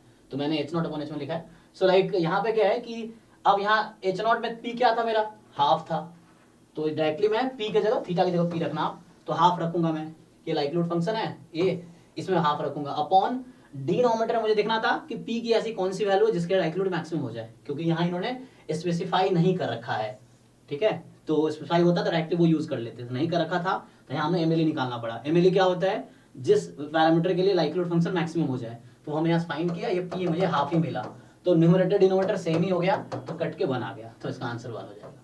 ठीक है, ऐसे ठीक है। देख लीजिए एक बार, अगर डाउट है तो बताइए, किसी को कुछ कॉन्सेप्ट में डाउट, ठीक है ना। मतलब हमने डिस्कस कर लिया काफी, है ना। बाकी लोग भी इंटरेक्ट करो, अच्छा लगेगा ना, उससे क्या होता है कि मुझे बहुत कुछ सीखने को मिलता है ना, कि अलग पर्सपेक्टिव हो गया, ऐसा भी हो सकता है इस तरह से। सर जी सर इसकी आंसर की में सर एग्जैक्ट 1 नहीं दे रखा, 0.9821 दे रखा है। अच्छा, तो 0.99 टाइप का ऐसा, लेकिन 1 भी वैलिड होगा, अगर 1 भी कोई आंसर टिक किया तो करेक्ट होगा, क्योंकि वो 1 तक है, चलेगा। अच्छा, लेकिन आप ये कह रहे हो कि न्यूमेरिकल इसमें 0.9821 दे रखा है, ओके। सो लाइक कुछ और होगा क्या? तो ये आपने वेरीफाई किया, हाफ ही आएगा, हाफ ही आएगा। Yes sir. तो और क्या हो सकता है? एक्चुअली हो सकता है ये थोड़ा 1 से कम कंसीडर कर रहा हो, क्योंकि इसको लग रहा हो कि डिनोमिनेटर थोड़ा सा बढ़ा दो, बट इट्स ओके, है ना, 1 इज फाइन, कोई प्रॉब्लम नहीं है।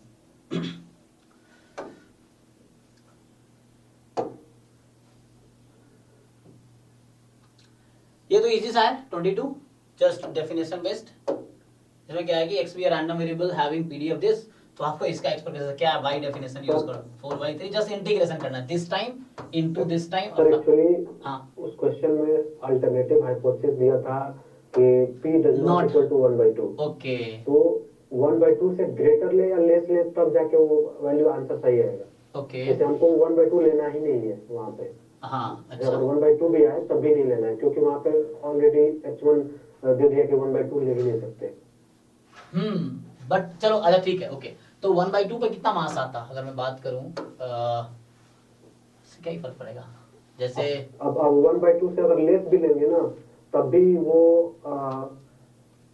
कितना आएगा, अगर कैलकुलेट करें तो जो भी आएगा 1/2 से लेस, जितना लेस लेंगे और चाहे जितना ग्रेटर लेंगे दोनों इक्वल आएगा, क्योंकि 1 - p और 1 × p भी है। ओके, जैसे नॉर्मल में ऐसे क्वेश्चंस करते हैं ना वहाँ पे कि म्यू इज है ना, तो यहाँ भी जब आप फाइंड करते हो लाइक्लीहुड रेशियो, जब आप वहाँ भी तो यही करते हैं, यही है, तो वहाँ भी है ना एल म्यू अपॉन, जहाँ पे म्यूज होगा पैरामीटर स्पेस में होगा और यहाँ अंडर h0 होगा, है ना। सो मुझे लगता है उससे कोई इफेक्ट नहीं पड़ेगा, दिस इज फाइन, क्योंकि अब हाफ पे मास कितना होगा, हाफ पे अगर मास आप देखो कितना है, मतलब हाफ इन द सेंस कि अगर p की वैल्यू हाफ है, लेकिन क्या ही उससे कोई इफेक्ट नहीं पड़ेगा, क्योंकि ऑब्जर्व्ड वैल्यू में 0 ही लेना है, सो दैट विल नॉट। फिर मैं देखूंगा कैसे क्या है डिफरेंस, बट कोई प्रॉब्लम नहीं है, p हाफ, क्योंकि देखो ये इफेक्ट नहीं कर रहा है डिनोमिनेटर में, क्योंकि यहाँ पे पूरा पैरामीटर स्पेस आ गया आपका, तो यहाँ वो p की वो वैल्यू भी आ गई, आ जाती है। जैसे यहीं पे भी आप देखेंगे ना, जब इसका भी आप फाइंड करते हो लाइक्लीहुड रेशियो, इसका कुछ ऐसा आता है x bar minus mu not upon sigma by root 10, ये आता है ना, मोर देन के आएगा, अगर आप फाइंड करोगे likelihood critical reason, likelihood critical reason, तो ये आएगा। तो यहाँ भी क्या है कि आप देखोगे डिनोमिनेटर हम क्या करते हैं, x बार यूज करते हैं, म्यू की जगह आप देखोगे हम x बार यूज करते हैं, क्यों, क्योंकि इसका एमएल x बार आएगा ना म्यू का, तो वैसे ही कॉन्सेप्ट यहाँ भी है सेम, कि डिनोमिनेटर में हम x बार यूज करेंगे। तो p हाफ नहीं यूज करना, वो h1 में है, लेकिन डिनोमिनेटर में क्या करता है, h1 दोनों का यूनियन होता है। जैसे आप लोग जानते हो, जैसे हम लोग थ्योरी की बात करें, जब हम लोग ऐसा लिखते हैं कि theta belongs to theta not, h1 में है, थीटा बिलोंग्स टू थीटा 1, ठीक है, तो ये h0 एक स्पेस दोनों में कॉमन कुछ भी नहीं है, these two are disjoint set. तो जब आप डिफाइन करते हो, जो मैं लिख रहा था, तो यहाँ ऐसा ही है, लाइक्लीहुड रेशियो न्यूमरेटर में supremum over big theta not, और यहाँ होता है supremum of likelihood ratio, likelihood function over whole space. तो होल स्पेस का मतलब हो गया थीटा नॉट यूनियन थीटा 1। तो जब आप यूनियन लेंगे तो वही गया ना, क्योंकि यहाँ पे क्या है, हाफ है और यहाँ पे हाफ नहीं है, पूरे मिला के तो 0 से 1 के बीच तो आ ही गया, इस स्पेस में डिनोमिनेटर में पूरा स्पेस ही तो आ गया, ये पूरा आ गया, तो इस बीच में हाफ तो है ही, प्रॉब्लम नहीं आएगी। मतलब एनीवे आंसर तो ठीक है, मतलब आंसर में कोई दिक्कत नहीं है। रेंज ऐसा क्यों, वो सोच सकते हैं कि ऐसा एग्जैक्ट 1 क्यों नहीं दिया, है ना। और ये ठीक है, आपका पॉइंट भी ओके, बट उससे कोई यहाँ फर्क नहीं पड़ेगा उस आंसर में, क्योंकि क्या सब्ट्रैक्ट करोगे आप उस प्रोबेबिलिटी में, ये है कि साइज तो 2 ही है ना, तो अगर मान लो आप सोचते हो कि 1/4 सब्ट्रैक्ट कर, तो फिर बहुत नीचे आंसर आ जाएगा, 0.75 पे आ जाएगा, तो प्रॉब्लम कुछ है ना। So anyway answer is fine, ठीक है ना, likelihood function at half upon likelihood function at half, तो सेम कैंसिल हो गया, तो 1 आ गया आंसर। ठीक है, नेक्स्ट जो है वो तो बहुत इजी से आप देख रहे हो, आप कर देना है खुद ही। क्या करना है मुझे, ये एक पीडीएफ दे रखा है 0 से 1 में, तो आपको इसके लिए क्या करना है, इजी है ना, जस्ट यू इंटीग्रेट 0 से 1 एंड कर लो इसको इंटीग्रेट आप, ठीक है ना। So this time x into this function factorize कर लेना अगर हो सके तो, करके अब इंटीग्रेशन करने पूरा पूरा खोल लो चाहो तो, और उसके बाद फिर इंटीग्रेट कर लो, जस्ट इंटीग्रेशन है।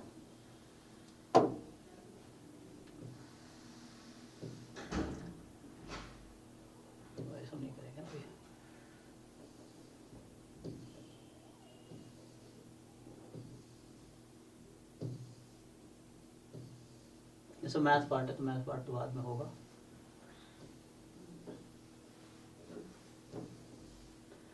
लेकिन आप लोग ऑलरेडी बहुत सारी चीज़ों में नहीं कर रहा हूँ, वो भी आता है। जो टॉपिक हम डिस्कस नहीं कर रहे वो आपको ऑलरेडी आता है। जब आप टेस्ट दे रहे हो, हमने टेस्ट पोर्टल पे अपलोड किया है ये पेपर, ये सारे पेपर अपलोड 15-16 मतलब गेट में 19, 20, 21, 22 का अपलोडेड है। अब उसको सॉल्व करो, जितने कर सकते हो उतने सॉल्व करो आप, है ना। कोशिश करो कि आपके 50-60 मार्क्स एग्जाम में, आप कोशिश करो इतने तक लाने की। कुछ गलतियां हो जाती है जो पता नहीं चलेगा आपको, जब आंसर की आता है तो पता चलता है, लेकिन एग्जाम में एटलीस्ट इतना आप करके आओ 50-60 नंबर के कम से कम।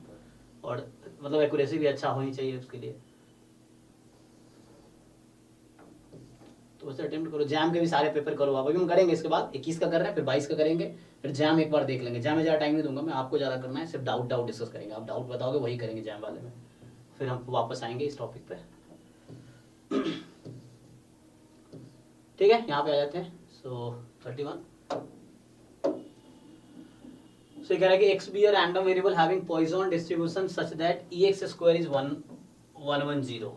ओके, तो ex स्क्वायर जब आप पॉइजन में फाइंड करते हो तो क्या होगा, लैम्डा स्क्वायर माइनस लैम्डा।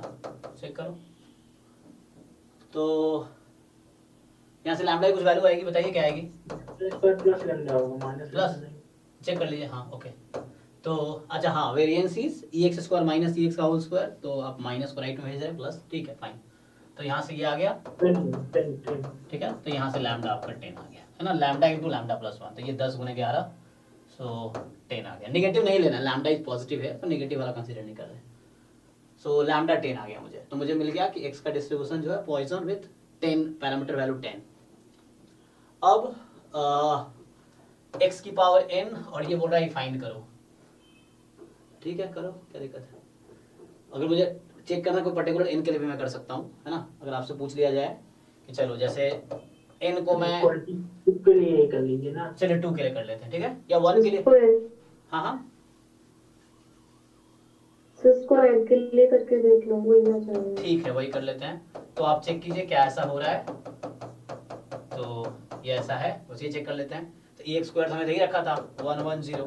अब ये कैलकुलेट कर लेते हैं, 10 times e of x plus 1, तो ex तो पता ही है आप लोगों को, लैम्डा था, है ना।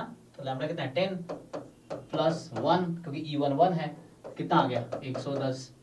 तो ये तो ट्रू आ रहा है। पूछा क्या हमसे, अच्छा नॉट ट्रू पूछा है आपसे, नॉट ट्रू पूछा है। तो एक और देके देख लो। देखो ऐसे एक्चुअली हम लोग पर्टिकुलर केस से जनरल हाँ नहीं बोल सकते, बट आप जनरल निकालोगे तो भी आ जाएगा आंसर। अगर आप जैसे 3 के लिए रख, तो पहले एक बार चेक कर लो, क्योंकि MCQ है, मुझे पता है सिंगल करेक्ट है ये, तो एक ही ऑप्शन होगा जो नॉट ट्रू होगा। तो पहले बाकी फोकस करो। जैसे आपने किया, आपको इक्वल मिल गया, तो आपके मैंने ऐसा हो सकता है इक्वल है, हो सकता है, बट नॉट श्योर, क्योंकि हमने एक पर्टिकुलर पॉइंट रखा है। बट बाकी ऑप्शन को ऊपर देख लेते हैं, अगर कोई और नॉट ट्रू श्योरिटी के साथ आ गया तो वही करेक्ट होगा। ठीक है, तो चेक कर लेते हैं। x इज इवन, तो यहाँ पे क्या है, x इज इवन, तो लाइक 0 2 4 उससे कर लो, तो x 0 2 इस तरह से, तो 0 पे क्या होगा चेक कर लीजिए इसको आप, e के पावर माइनस, है ना। पॉइजन का यूज कर लेते हैं, e की पावर माइनस लैम्डा, लैम्डा की पावर है, चलो अभी तो लैम्डा रखे -10 रख लो, पावर माइनस 10। तो सब में ये तो कॉमन ही आएगा। हाँ ये तो कॉमन ही आएगा ना, e की पावर -10 सब में। तो अब बाकी चेंज होगा, लैम्डा की पावर जैसे फॉर एग्जांपल 0/0 फैक्टोरियल पहला, लैम्डा की पावर 2/2 फैक्टोरियल, लैम्डा की पावर 4/4 फैक्टोरियल, ये चलता रहेगा। अब ये सीरीज का सम बताइए क्या आता है, 1 plus lambda square plus lambda 4 upon उतने फैक्टोरियल है, तो सीरीज सम देखना पड़ेगा आपको। e की पावर लैम्डा प्लस e की पावर माइनस लैम्डा, तो ये आप कह रहे हैं e की पावर लैम्डा प्लस e की पावर माइनस लैम्डा। चेक कर लीजिए बाकी लोग, तो e की पावर -10 और तो e की पावर 10 और e की पावर -10, एक 2 होता है शायद, देख एक बार वेरीफाई कर लो, क्योंकि डिवाइड 2 होता है। तो बाय 2 होता है। चलिए अपॉन 2 कर देते हैं, तो अपॉन 2 हो गया। तो अब कितना आ गया ये, अगर हाफ में कॉमन ले लूं तो ये हो गया 1 प्लस e की पावर -20, तो ट्रू आ रहा है मतलब नहीं, 4 है, इसका मतलब ये फॉल्स। चेक कर लो एक बारी और देख लेते हैं बाकी। आपको चेक ये सीरीज मुश्किल है निकालना, ठीक है ना। आप देख लो एक बार सीरीज का सम क्या आएगा।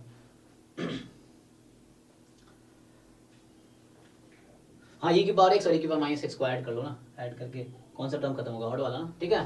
तो इसका मतलब b ही फॉल्स है। और चेक कर लो, तत्काल हम डिस्कस कर रहे हैं, एग्जाम में आप आगे बढ़ सकते हो, बट अभी डिस्कस कर रहे हैं, देख लेते हैं। सो x बराबर k पे और x बराबर k+1 पे कह रहा है ऐसा, और चलो कोई पर्टिकुलर एक k ले लो अपनी मर्जी से आप, इनमें से तो कोई सभी के ले लो, क्या लो, कोई है ना, इनमें से कोई एक केस सेलेक्ट कर लो, बताओ। 0 ही ले लो। जीरो ले लें, चलिए जीरो पे कर लेते हैं। तो x बराबर 0 पे e की पावर -10 आएगा और x बराबर 0 + 1, तो 1 पे e की पावर -10, 10 की पावर 1 अपॉन 1 फैक्टोरियल, तो 10 e की पावर -10।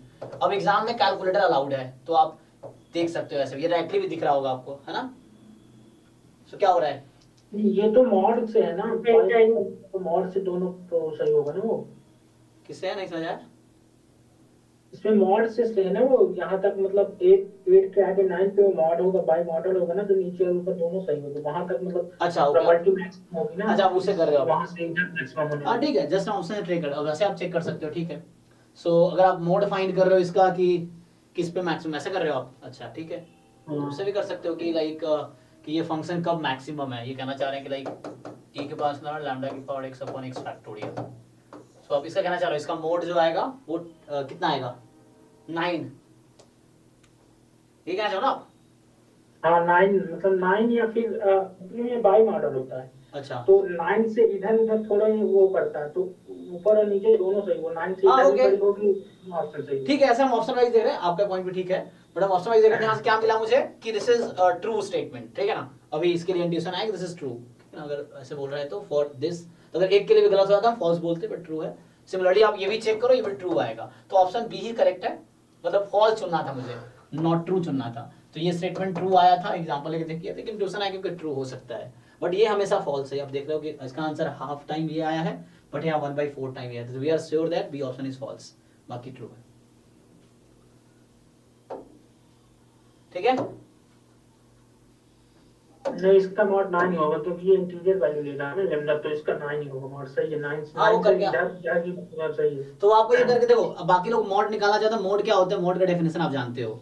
वैसे जब डेटा होता है तो हम देखते हैं कि किसकी फ्रीक्वेंसी सबसे ज्यादा है, लेकिन डिस्ट्रीब्यूशन में मोड कैसे निकालेंगे। अब देखो ये फंक्शन लैम्डा की किस वैल्यू के लिए मैक्सिमम होगा, तो आप इसको डिफरेंशिएट करके मैक्सिमाइज करके जैसे भी कर सकते हो, आप चेक करो, या डिफरेंट वैल्यूज पे एक बार देख लो ऑब्जर्वेशन कैसा है, उसके हिसाब से ऑब्जर्व कर सकते हो कि है ना, ये यहाँ लैम्डा की पावर x है या x फैक्टोरियल है, तो किस पॉइंट पे जाके ये रेशियो की वैल्यू है ना वो चेंज होने लगेगी, पहले इंक्रीजिंग जाएगी बाद में डिक्रीजिंग हो जाएगी, इस तरह से।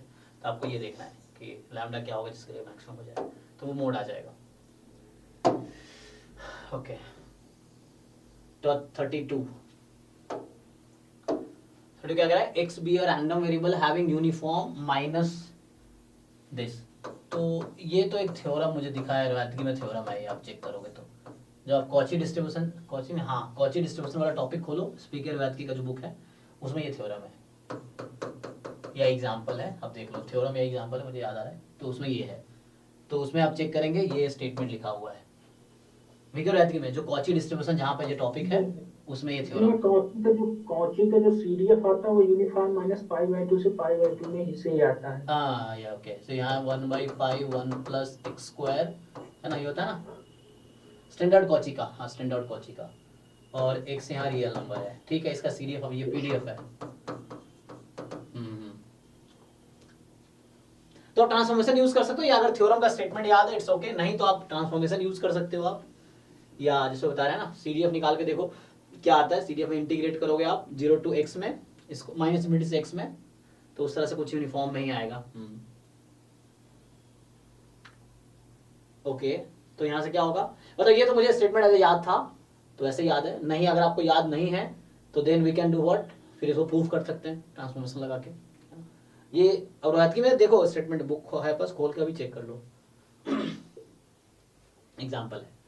ओके, बाकी बचा ये, तो ये अभी हमने डिस्कस किया था इसको कि अगर x मेरा, जैसे यहाँ देखो अब क्या बोला है इसने, ट्रांसफॉर्मेशन किया है, तो वो थ्योरम यूज किया था ना हमने कि यूनिफॉर्म 0 1 है तो -log x क्या हो जाएगा, एक्सपोनेंशियल 1, तो ये वही है उसी का mgf है, ये एक्सपोनेंशियल 1 का ही mgf है ये, और तो ये ट्रू है एक्चुअली, आप चेक करो ये क्या होगा, अच्छा कैसे आई इसको मैं आता हूँ उस पर। फिर दूसरा जो स्टेटमेंट मैंने लिखा था कि 0 1 है -2 log x, ये सब थ्योरम्स हैं, स्टेटमेंट्स हैं या रिजल्ट्स हैं, आप ये सोच सकते हो, मतलब प्रूफ करना, अगर याद नहीं आपको प्रूफ करना पड़ेगा हर बार वो चीज़ है। तो दिस इज chi² 2 या एक्सपोनेंशियल विथ मीन 2, एक्सपोनेंशियल 2। तो यहाँ गलती क्या किया है, या क्या बोला है, काई स्क्वायर विथ 1 ले लिया फिर। इसने बस यहाँ चेंज कर दिया, इसीलिए ये ऑप्शन रॉन्ग है, मतलब मुझे नॉट ट्रू चुनना है फिर से।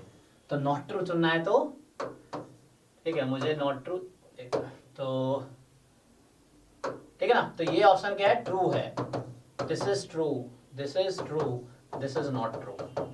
तो ये ऑप्शन नॉट ट्रू है क्योंकि इसने 2 degree of freedom, chi square 2 आता है। अब ये कैसे आया, तो आप सिंपली देख पा रहे हो, चेंज करो स्केल एंड लोकेशन उसका, यूनिफॉर्म का। तो जैसे आपके पास क्या है, आपके पास है x है यूनिफॉर्म माइनस π/2 से π/2। तो सिंपली आप क्या करो, यहाँ तक पहुंचो, तो पहले पाई से डिवाइड कर दो, तो x अपॉन पाई लोगे तो ये भी यूनिफॉर्म रहेगी, कितना, माइनस हाफ से हाफ। जैसे मैथमेटिकल इनइक्वालिटी चल रही है ऐसा, ये है। अब यहां से स्टार्ट करो और यहां तक पहुंचो इनइक्वालिटी यूज करके, तो आपको दिख जाएगा कि y यूनिफॉर्म 0 बनाएगा। अब यहां से बढ़ते जाओ, y तक पहुंचो तो यूनिफॉर्म 0 1 मिल जाएगा आपको सिमिलर वे में, ठीक है ना। देखो आप करके, तो ये हिंट है, तो ठीक है, मतलब y यूनिफॉर्म 0 1 आएगा दोनों में, तो यूनिफॉर्म 0 1, तो माइनस सॉरी हम अगेन एक मिनट, थोड़ा सा मैं गलत बोल दिया, मतलब ये यूनिफॉर्म 0 1 कौन सा आएगा, ये वाली 1/2। हाँ हाँ हाँ, अब वो नहीं, ठीक है, ये वाली यूनिफॉर्म आएगी। अब यहाँ से चेंज करोगे तो यहाँ तक, ये हाफ प्लस x/पाई, PDF है हाँ हाँ, यूनिफॉर्म का।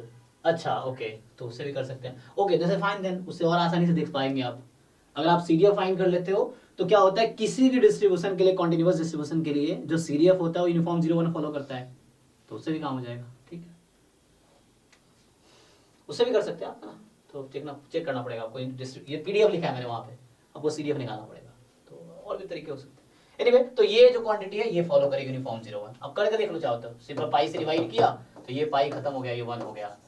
अब फिर क्या कर रहे हो आप, हाफ ऐड कर रहे हो, चलो यहाँ हाफ ऐड कर दिया तो इधर 0 हो गया और इधर 1 हो गया, देखो आ गया। अब बस वो थ्योरम लगा लिया, ठीक है।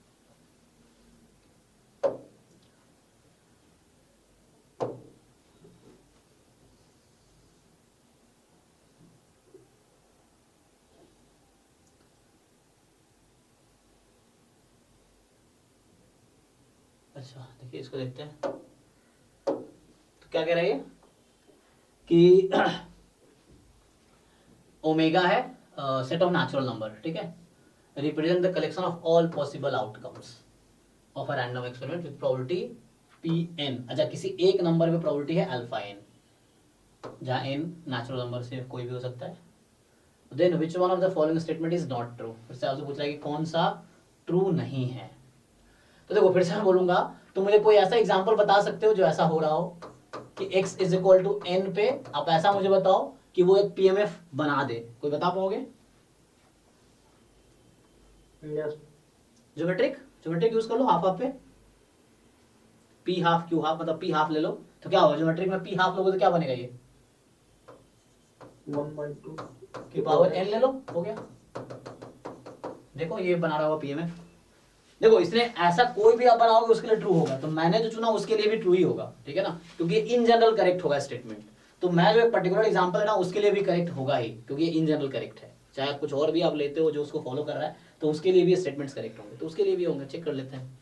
तो हाफ की पावर n ले लिया, अब आप चेक कर लो, इजी नहीं है ना, अब हो जाएगा।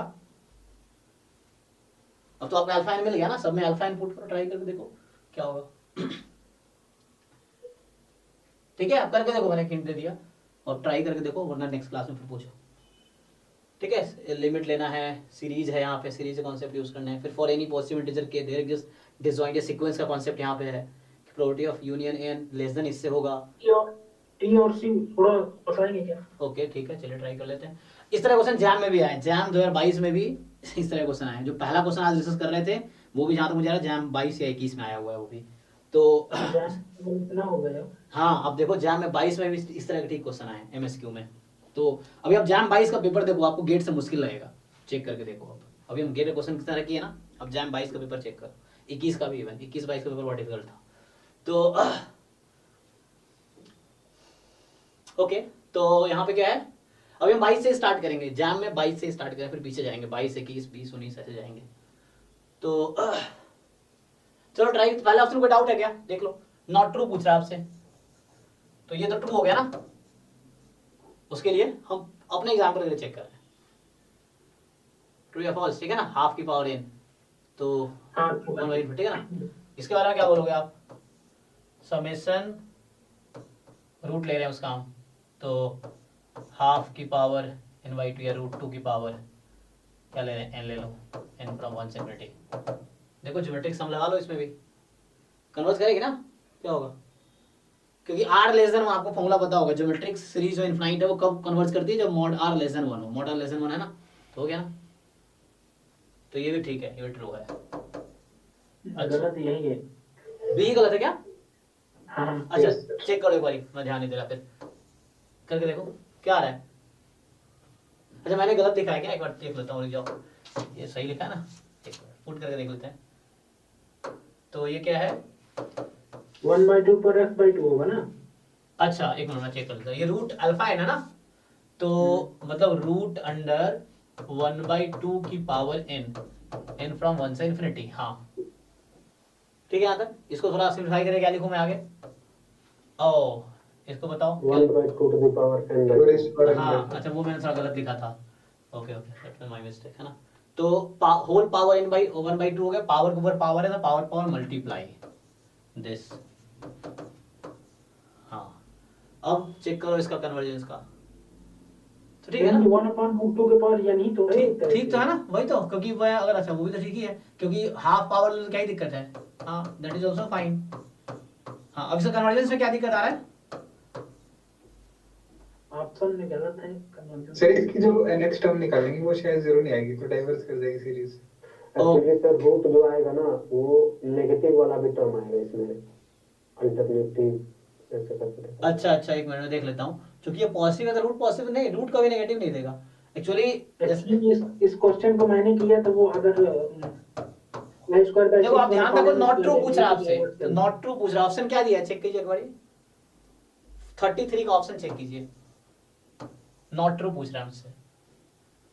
सर क्या पता जो एग्जांपल हम यूज कर रहे हैं ये सिर्फ उसी के लिए होल्ड कर रहा हूँ।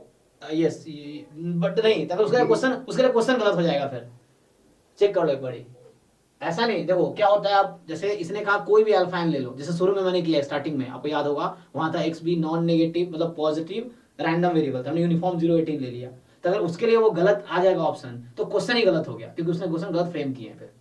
क्योंकि अगर आप जनरल क्वेश्चन फ्रेम कर रहे हो तो वो हर सिचुएशन में ट्रू होगा, आप मैथमेटिक्स में जानते हो ना कि एक पॉइंट पे गलत होने का मतलब वो गलत है, करोड़ों पॉइंट पे सही है फिर भी वो सही नहीं भी हो सकता है, that may be wrong at some point. तो इस तरह अगर ऐसा हो गया तो ये क्वेश्चन ही गलत हो जाएगा, फिर ऐसा नहीं होगा। अगर इसमें अगर एक पीडीएफ फॉर्म ले लें हाँ। वो 1/n² सीरीज का, उसमें 6/π² से तो डाइवर्ट कर जाएगी ना। अच्छा okay okay, so what you are saying, एक मिनट, तो हम कोई कंडीशन मिस कर रहे हैं क्या, देख लो, represent the collection of all possible outcome of a random experiment with probability this for n equals this, which of the following statement is not true। हाँ पेमेंट तो पहले है इसमें। अच्छा ओके, जैसे आप कोई अभी पॉइंट कह रहा था ना, फिर से बोल रहा हूँ कि जैसे हम एग्जांपल लेके कर रहे हैं, जस्ट शायद आप सही कह रहे थे, पॉइंट कर रहे थे, मैंने बोला वो भी मैंने सही बोला, मैं क्या बोलना चाह रहा हूँ कि हम एग्जांपल से जब कोई ऑप्शन चेक कर रहे हैं, स्टेटमेंट की बात नहीं कर रहा हूँ, क्वेश्चन की, ऑप्शन की, तो अगर कोई एग्जांपल से ऑप्शन करेक्ट हो रहा है तो उस ऑप्शन की आप गारंटी नहीं दे सकते, मैंने वही लाइन बोली है कि अगर करोड़ों पॉइंट पे करेक्ट है इसका मतलब ये नहीं वो करेक्ट है, क्योंकि करेक्ट होने के लिए हर पॉइंट पे करेक्ट होना पड़ेगा उसको, तो गलत एक पॉइंट पे है तो गलत है, तो मैं ऑप्शन की बात कर रहा हूँ यहाँ पे। तो जैसे हो सकता है कि ये ऑप्शन हमारे एग्जांपल के लिए करेक्ट है, चाहे शायद आप वही पॉइंट कह रहे थे जो भी कह रहे थे, है ना, तो ये ऑप्शन उसके लेकिन दूसरे एग्जांपल के लिए फॉल्स हो सकता है ना, क्योंकि हम तो एग्जांपल से कर रहे हैं।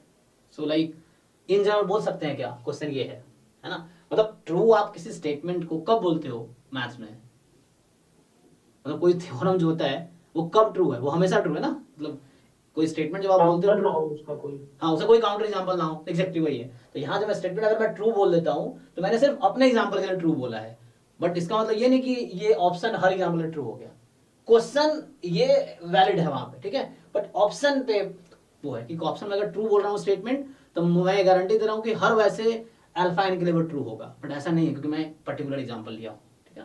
आप ये समझ ना मैं स्टेटमेंट बोलना चाह रहा हूँ, ये तो लॉजिक मैथमेटिकल लॉजिक्स में से बात है ना। ओके एनीवे, तो इसके लिए फाइन है, लेकिन दूसरा जो आप कह रहे थे ठीक है, yes, so what you are saying 6/π² 1/n², ये हाँ यही। ओके, हाँ तो समेशन इसका भी 1 आ जाएगा, ओके। अब इसमें आप करेंगे तो उसको 1/n ही लेंगे अगर अल्फा को 1/n ले ले, लेकिन नहीं अच्छा चलिए 1/n ले लेते हैं, लेकिन आप जब 1/n ले रहे हैं ना तो आपको ये भी इंश्योर करना पड़ेगा क्या ये पीएमएफ बना रहा है, ये पीएमएफ है, दिस इज पीएमएफ, कि टोटल सम 1 आना चाहिए। क्या 1 आएगा उसमें? नहीं आएगा, वो डाइवर्स कर इन्फिनिटी आ जाएगी, टोटल सम ऑफ जो इन्फिनिटी आ गई, तो वो वैलिड पीएमएफ नहीं होगा। तुम्हें वैलिड पीएमएफ लेना पड़ेगा जहां समेशन 1 आना चाहिए। तो जैसे ये एक वैलिड एग्जांपल है, आप चेक कीजिए 1 आना चाहिए, आएगा 1, ये वैलिड एग्जांपल है, और भी हो सकते हैं, है ना? मतलब ऐसा सीरीज लेना है जिसका सम 1 हो। हाँ, जैसे मुझे गलत दिखाना है, जैसे आपने एग्जांपल दिया, ये वैलिड एग्जांपल हो गया, तो हमें किसी स्टेटमेंट को गलत दिखाना है, तो एक एग्जांपल काफी है, वो एग्जांपल आपने ये दे दिया मुझे, ठीक है, गलत दिखाने के लिए, ठीक है ना? एक एग्जांपल में मैं सी और डी में कंफ्यूज पा रहा था, मतलब सी और डी चेक नहीं कर पा रहा था मैं। चलिए ट्राई करते हैं। तो ठीक है, तब यहां से पता चल गया कि बी इज फॉल्स। क्यों? क्योंकि मुझे एक ऐसा एग्जांपल मिल गया, तो एक एग्जांपल मिल गया तो मैं किसी स्टेटमेंट को फॉल्स बोल सकता हूं। लाखों एग्जांपल के लिए कोई स्टेटमेंट ट्रू है, फिर भी उसके ट्रू होने की गारंटी नहीं है, ये आप लोग भी जानते हैं। तो वही मैं बोला था ऑप्शन के लिए, ओके, स्टेटमेंट के लिए। फाइन। तो अगर हम लोग एग्जांपल हमेशा काउंटर क्रॉस करने के लिए यूज करते हैं, तो ऑप्शन को नॉट ट्रू दिखाने के लिए यूज करते हैं काउंटर एग्जांपल, ट्रू दिखाने के लिए यूज नहीं करते एग्जांपल। ओके ओके, ठीक है, सी देखते हैं। So for any positive integer के देयर एग्जिस्ट के डिसजॉइंट इवेंट्स, मतलब कोई भी के आप इंटीजर चूज कर लो, फॉर एग्जांपल पॉइंट ऑफ कुछ भी मान लो, सपोज 2 ही ले लिया स्टार्टिंग में, तो कह रहा है ऐसा के डिसजॉइंट इवेंट मुझे मिलेगा, फॉर एग्जांपल a1, a2 मिलेगा मुझे इस तरीके से कि probability of a1 union a2 जो है वो लेस देन मैं 0.001 बना सकता हूँ, ठीक है। मैं याद है स्टेटमेंट, सेम क्वेश्चन 22 में है, एग्जैक्टली सिमिलर कॉन्सेप्ट में, तो इस तरह का स्टेटमेंट वहां भी है। सो लाइक कि a1 यूनियन a2 को मैं इससे कम कर सकता हूँ, तो क्या मैं कर सकता हूँ कि नहीं? हमें तो इवेंट ही चुनना है ना, तो 2 इवेंट बहुत छोटे छोटे, तो क्या दिक्कत है?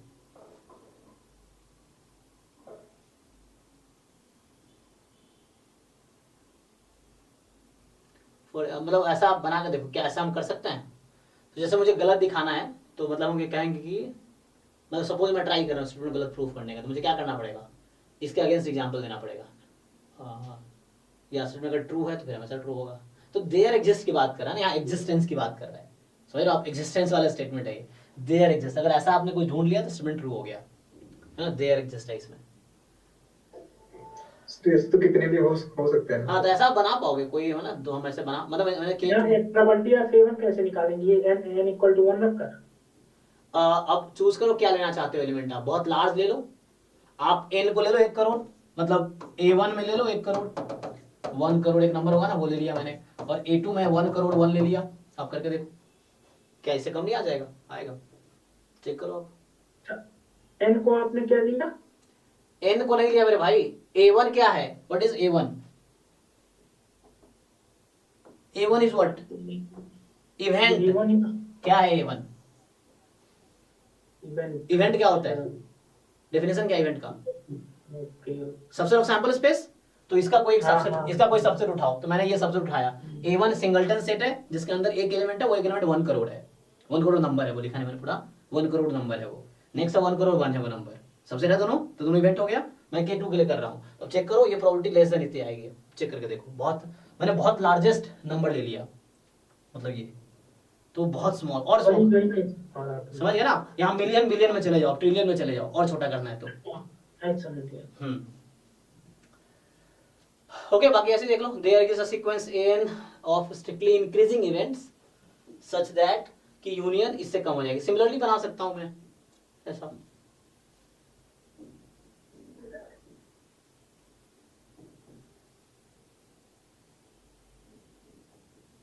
इवेंट इंक्रीजिंग का क्या मतलब है? जैसे आप लोग अगर बात कर रहे हो, इंक्रीजिंग इवेंट की बात कर रहा है, मतलब सेट, इंक्रीजिंग सेट की बात कर रहा है, तो जैसे हम लोग इंक्रीजिंग फंक्शन पढ़े हैं तो वहां डेफिनेशन है। इंक्रीजिंग इवेंट का डेफिनेशन क्या होगा? Strictly increasing. हाँ, इंक्लूड करते जाओगे ना आप शायद पॉइंट। हाँ, 100 के बाद 1000 ऐसे। ये यही से स्टार्ट करो ना, यही से स्टार्ट कर लो आप। a1 1 crore, a2 1 crore 1, a3 1 crore 2, a4 1 crore 3 कर दो, बढ़ाते जाओ, और कम होती जाएगी, फिर भी आप बना पाओगे ऐसा। कितना भी छोटा, अगर ये कम पड़ रहा है तो बहुत बड़ा ट्रिलियन में चलो ना, कितना बड़ा नंबर ले लो, ताकि आप आपका एम है इसे कम करना। तो आपका यहाँ बाउंडेशन नहीं है, यहाँ कोई बाउंडेशन नहीं है मेरे पास, तो मैं उतना बड़ा नंबर ले लूंगा जिससे छोटा हो जाए, ठीक है। अब यहाँ पर देखना अभी है वैसा क्वेश्चन वहां भी। ओके चलिए ठीक, ओह सॉरी,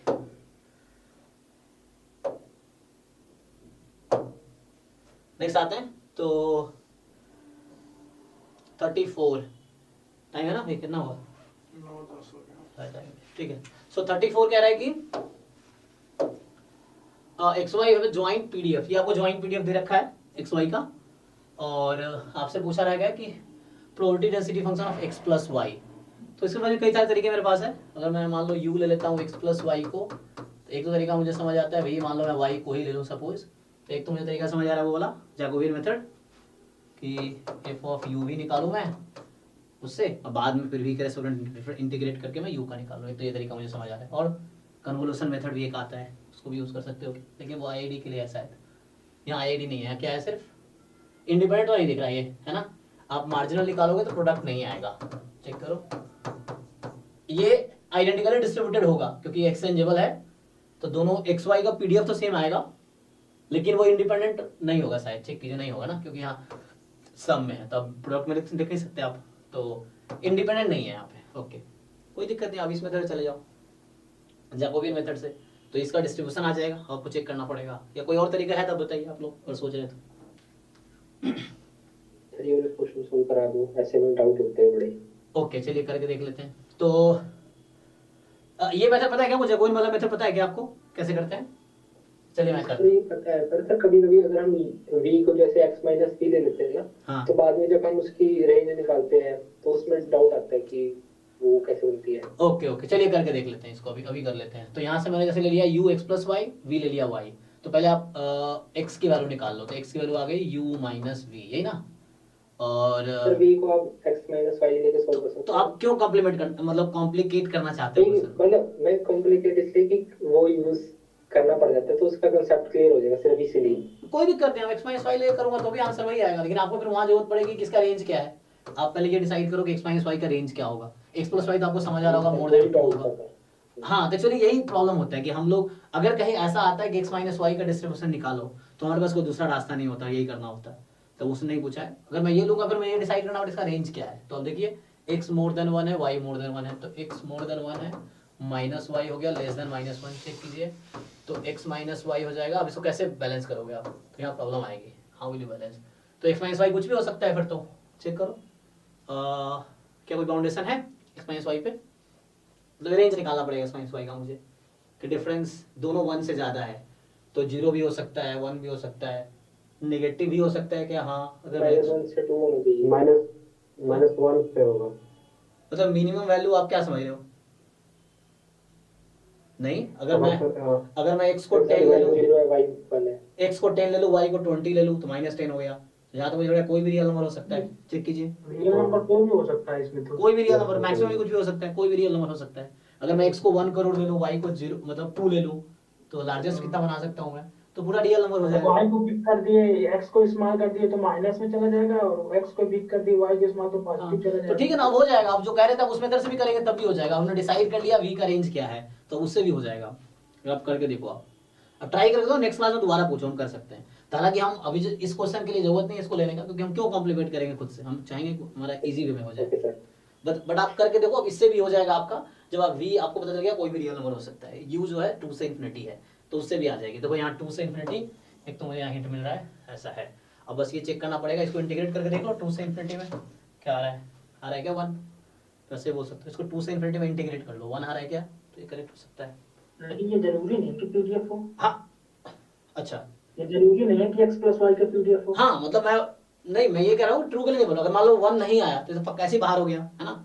अगर मान लीजिए डिस्कार्ड कर सकते हैं लेकिन ट्रू नहीं कर हाँ सकते। एग्जैक्ट मैं एग्री करता हूँ, क्योंकि आप ऐसे पर्टिकुलर केस के लिए ट्रू नहीं बोल सकते। बट हाँ, हम ढूंढ रहे हैं कि गलत बोल सकते हैं क्या, जैसे z मोर देन 2 आ गया, अगर यहाँ होता है z मोर देन 1 तो फिर मैं इसको आउट कर देता। एलिमिनेट करना हो तो ऑप्शन एलिमिनेट कर सकते हैं। हाँ जैसे हाँ, कभी भी एग्जांपल या पर्टिकुलर केस अब लेते हैं, आप एलिमिनेट ही कर सकते हो, ट्रू नहीं बोल सकते हम, यस।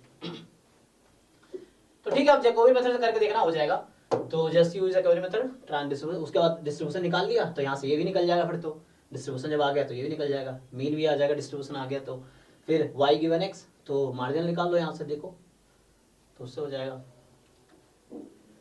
तो ये थोड़ा सा कैलकुलेशन है इसमें, बस वही है। बाकी तो नॉर्मल जो हम मतलब पढ़ते हैं जब हम सिलेबस, तो इस तरह क्वेश्चन करते हैं पूरा डिटेल में, बस वो इसी पे है, कॉन्सेप्ट वही पुराना है, लेंथी बस है।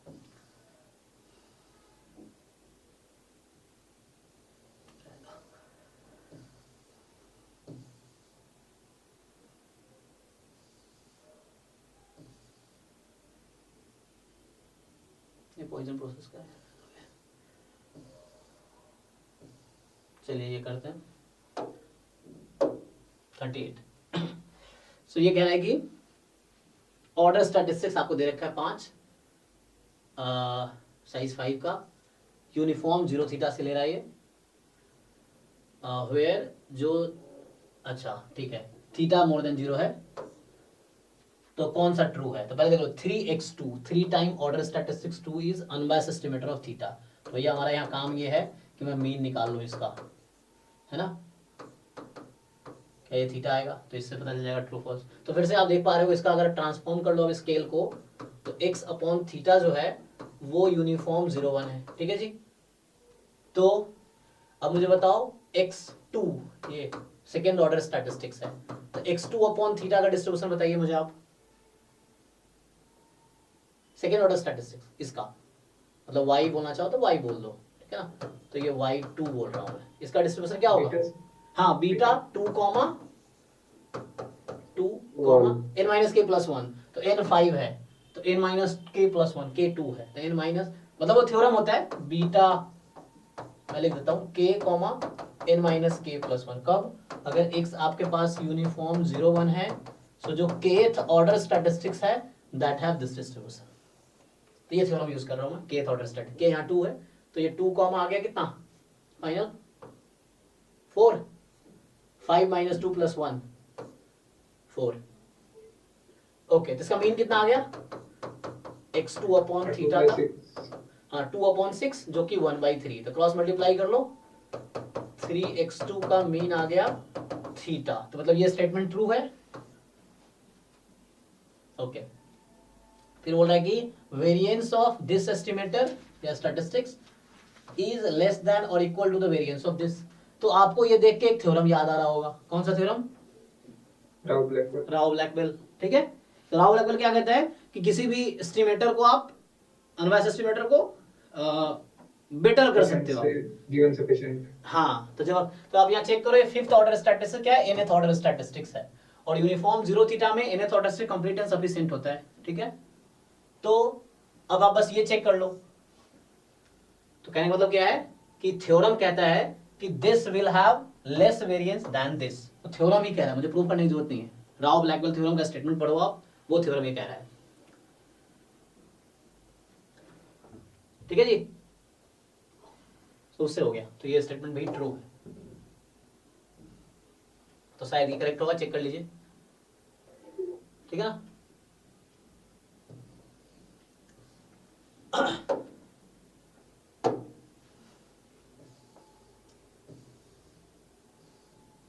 जैसे जो ये पॉइंट बोल रहा हूँ, जो लोग नए हैं, मतलब आप लोग आता है, लेकिन जो कुछ नए लोग हैं, स्पेशली कुछ मैथ बैकग्राउंड के भी लोग हैं यहाँ पे, तो वो लोग स्टेटमेंट लिख लो, जो मैंने बोला राव ब्लैकबेल, तो आप लिख लो, उसका स्टेटमेंट पढ़ो, उस पर कुछ क्वेश्चन कर लो, जैसे मेरा बोरेल कैंटिलेमा, तो आप वो लिख लो स्टेटमेंट उसका, फिर उस पर कुछ क्वेश्चन करो, तो उससे आपको प्रैक्टिस हो जाएगा, जिसपे क्वेश्चन आ रहे हैं। जो मैं थ्योरम्स लिख रहा हूँ या यूज कर रहा हूँ वो आप नोट कर लो, स्पेशली जो मैथ वाले लोग हैं उनके लिए बोल रहा हूँ, जो मैथ बैकग्राउंड के हैं, तो आप वो नोट कर लो, वो स्टेटमेंट, वो थ्योरम्स, फिर उस पर क्वेश्चन करो आप। ऑनलाइन आप सर्च कर लो, 1000 क्वेश्चन मिल जाएंगे आपको उस तरह के, सॉल्व भी अनसॉल्व भी। So let x1, x2, xn be a random sample of size n from PD of this exponential which mean theta, और x1 मिनिमम है, तो हम जानते हैं इसके बारे में भी, ये एक्सपोनेंशियल क्या आता है मीन इसका, इस केस में कोई बताओ इसका डिस्ट्रीब्यूशन क्या आएगा? एक्सपोनेंशियल व्हाट, मतलब मीन पूछना चाह रहा हूं,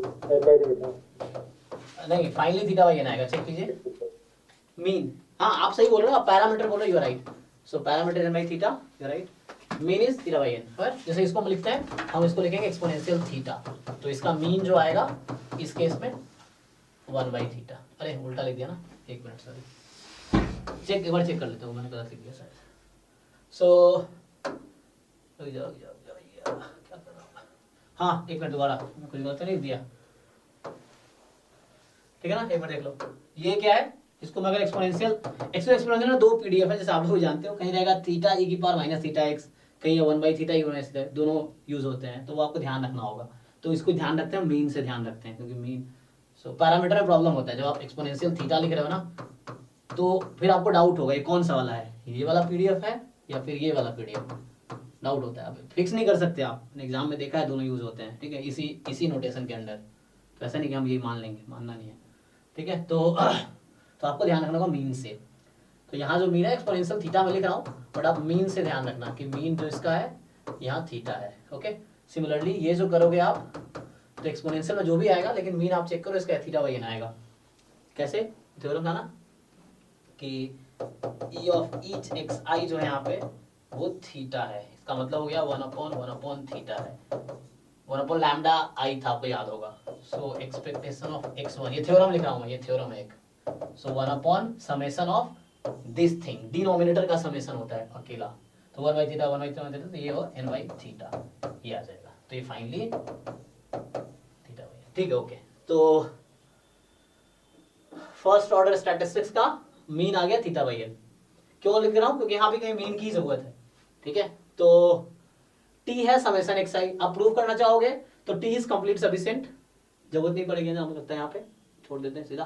तो मैं इसका नाम टी, अच्छा सोचो ये मेरा T1 है, ठीक है। अब मुझे डिसाइड करना है T1 कौन सा होगा, समझ लो आप क्या बोलना चाह रहा हूं मैंने इसका नाम रीनेम किया, राव ब्लैकवेल से ही कहीं रिलेट कर रहा हूं मैं, क्योंकि ये कंप्लीट सफिशिएंट है समेशन एक्स आई और ये मिनिमम है अभी, तो वाला कैनवास तो नहीं है, बना सकते हैं, कोई जरूरत नहीं है, तो देख लो, मतलब n से मल्टीप्लाई करके मैं बना भी सकता हूँ अगर चाहूँ तो वहां से ना। सो बस जरूरत नहीं, हम ये देख रहे हैं कि T1 मैंने इसका नाम रख दिया सपोज, तो मुझे ये डिसाइड करना है कि T1 इनमें से कौन सा है, हाँ ये डिसाइड करना, मैंने इसका नाम T1 रख दिया, तो मुझे डिसाइड करना T1 कौन सा है। तो आपसे अगर मैं पूछ लूं कि T1 का मीन क्या होगा, इस T1 का मीन क्या है, एक्सपेक्टेशन ऑफ T1 का मीन क्या आएगा, इसका मीन, एक और मीन लगा रहा हूँ, ई ऑलरेडी लगा हुआ है, एक और ई लगा रहा हूँ मैं, तो क्या आंसर आएगा, एक्सपेक्टेशन ऑफ x1, हाँ x1 कितना आया हुआ है वहां पे, थीटा बाई n, तो ये थीटा बाई एन है। सो ये जो है थीटा बाई एन है। अब आप एक काम कर सकते हो, हर ऑप्शन में ई लगा के देख लो कौन थीटा बाई एन देगा। मैंने क्या किया, इस पे मीन लगा दिया, इस पे मीन लगाया, तो आपने फॉर्मूला यूज करके ये आ गया थीटा बाई एन, क्योंकि इसी के इक्वल आएगा वो। ई of first order statistics given T, तो ये फॉर्मूला आप सब ऑलरेडी जानते हो, डबल ई है तो ये इसके इक्वल आ जाता है, ये आइडेंटिटी है। अब EX1 थीटा बाई एन है, तो मतलब इसका मीन निकाला मैंने, थीटा बाई एन आ गया। अब चार ऑप्शन में आप चेक करके बताओ किसका मीन थीटा बाई एन आएगा।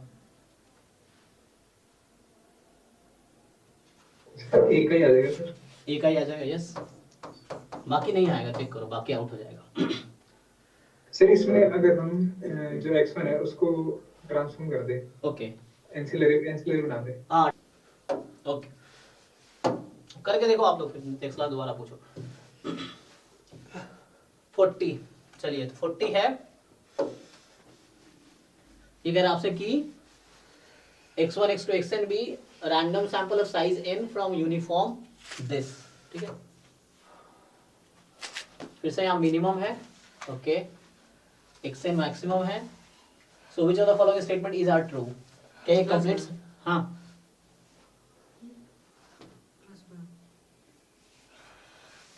बताओ। तो कंप्लीट चेक करने के लिए आपको डेफिनेशन यूज करना पड़ेगा, ठीक है। तो यहाँ पे सिंपल एक लॉजिक, आप चाहो तो एक काम करो, दो पैरामीटर के लिए दो स्टैटिस्टिक कभी कंप्लीट नहीं होता, ओके दैट इज फाइन, तो कंप्लीट नहीं होगा, यस। दूसरा लॉजिक ये है, एक वो भी सही है, इस तरह के स्टेटमेंट यूज होते हैं फ्रीक्वेंटली, कि यहाँ पे एक्चुअली डायमेंशन 2 है, जो स्ट्रीमीटर का डायमेंशन 2 है, और हमारे पास सिंगल पैरामीटर है फैमिली में, so that will not be complete. सो एक वो है। दूसरा तरीका ये है कि आप अगर ऐसे करो, आप फर्स्ट ऑर्डर स्टैटिस्टिक्स का पीडीएफ निकाल लो, nth ऑर्डर स्टैटिस्टिक्स का पीडीएफ निकाल लो, and when you find the mean, तो ऐसा होगा a time first order statistics plus b time nth order statistics is 0। मतलब ये a भी आपको चुनना है कि a भी ऐसा मिल जाएगा कोई ना कोई। वो कैसे बैलेंस करोगे, फॉर एग्जांपल इसका आ गया एग्जांपल के तौर पे कि थीटा बाई 2 आ गया, n आ जाएगा मान लो सपोज, तो वैसा a को n ले लो, समथिंग लाइक दिस, और ये a भी नेगेटिव, मतलब ऐसे अरेंज कर लो, लीनियर कॉम्बिनेशन लो कि मीन 0 हो जाए। बट ऐसा होगा कि ये जरूरी नहीं कि आइडेंटिकली जीरो होगा। जो डेफिनेशन आप देखते हो कंप्लीट का क्या लिखा होता है राइट साइड में, प्रोबेबिलिटी ऑफ जी जो थीटा आप लेते हो that is GT is zero with probability 1, मतलब जैसे आइडेंटिकली जीरो, तो ये आइडेंटिकली जीरो नहीं होगा हमेशा ये, तो इससे भी हो जाएगा। बुक में ऐसे एग्जांपल्स आपको मिलेंगे, ऐसे कर रखा होगा, तो उससे बोल सकते हैं दिस इज नॉट कंप्लीट। ये एंसिलरी होगा, एक्चुअली सब्ट्रैक्ट कर दिया, डिवाइड करता तो होता नहीं, अच्छा सर। ये एंसिलरी है क्योंकि Yes, sir. यहाँ थीटा कर दो, यहाँ थीटा कर दो, तो देखो फ्री हो जाएगा दोनों। क्योंकि यहाँ पे क्या है ना, ये क्या कर रहा है, लोकेशन शिफ्ट कर रहा है, मतलब आप एक्स से माइनस थीटा करोगे कोई फायदा नहीं है, ये फ्री थीटा से नहीं होगा, चेक करो, x n upon n free हो जाएगा थीटा से, ये थीटा से फ्री हो जाएगा, ये थीटा से फ्री हो जाएगा, बट ये फ्री नहीं होगा थीटा से, थीटा फिर भी रहेगा उसमें। ओके, तो ये एंसिलरी नहीं होगा, नहीं बनाएगा, क्योंकि यहाँ पे क्या है, ये एक्चुअली यहाँ पे आपको लोकेशन मतलब क्या बोलते हैं, स्केल चेंज करना पड़ेगा, मतलब इस तरह डिवाइड करते तो ऐसा होता, दिस इज नॉट एंसिलरी, है ना, इस रेशियो में होता तो हो जाता, अपॉन होता तो हो जाता, सो दिस इज नॉट एंसिलरी। तो यहाँ से दोनों ऑप्शन रॉन्ग। थोड़ा क्लास टाइम हो गया ना, चलो ठीक है, आज 40 तक ही करते क्योंकि अगली क्लास है जैम की 9:30 से।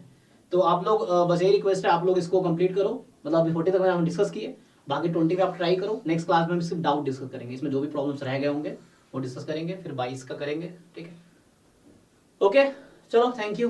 जैम की क्लास है तो हाथ इतना ही रखते हैं। ठीक है सर। Okay sir.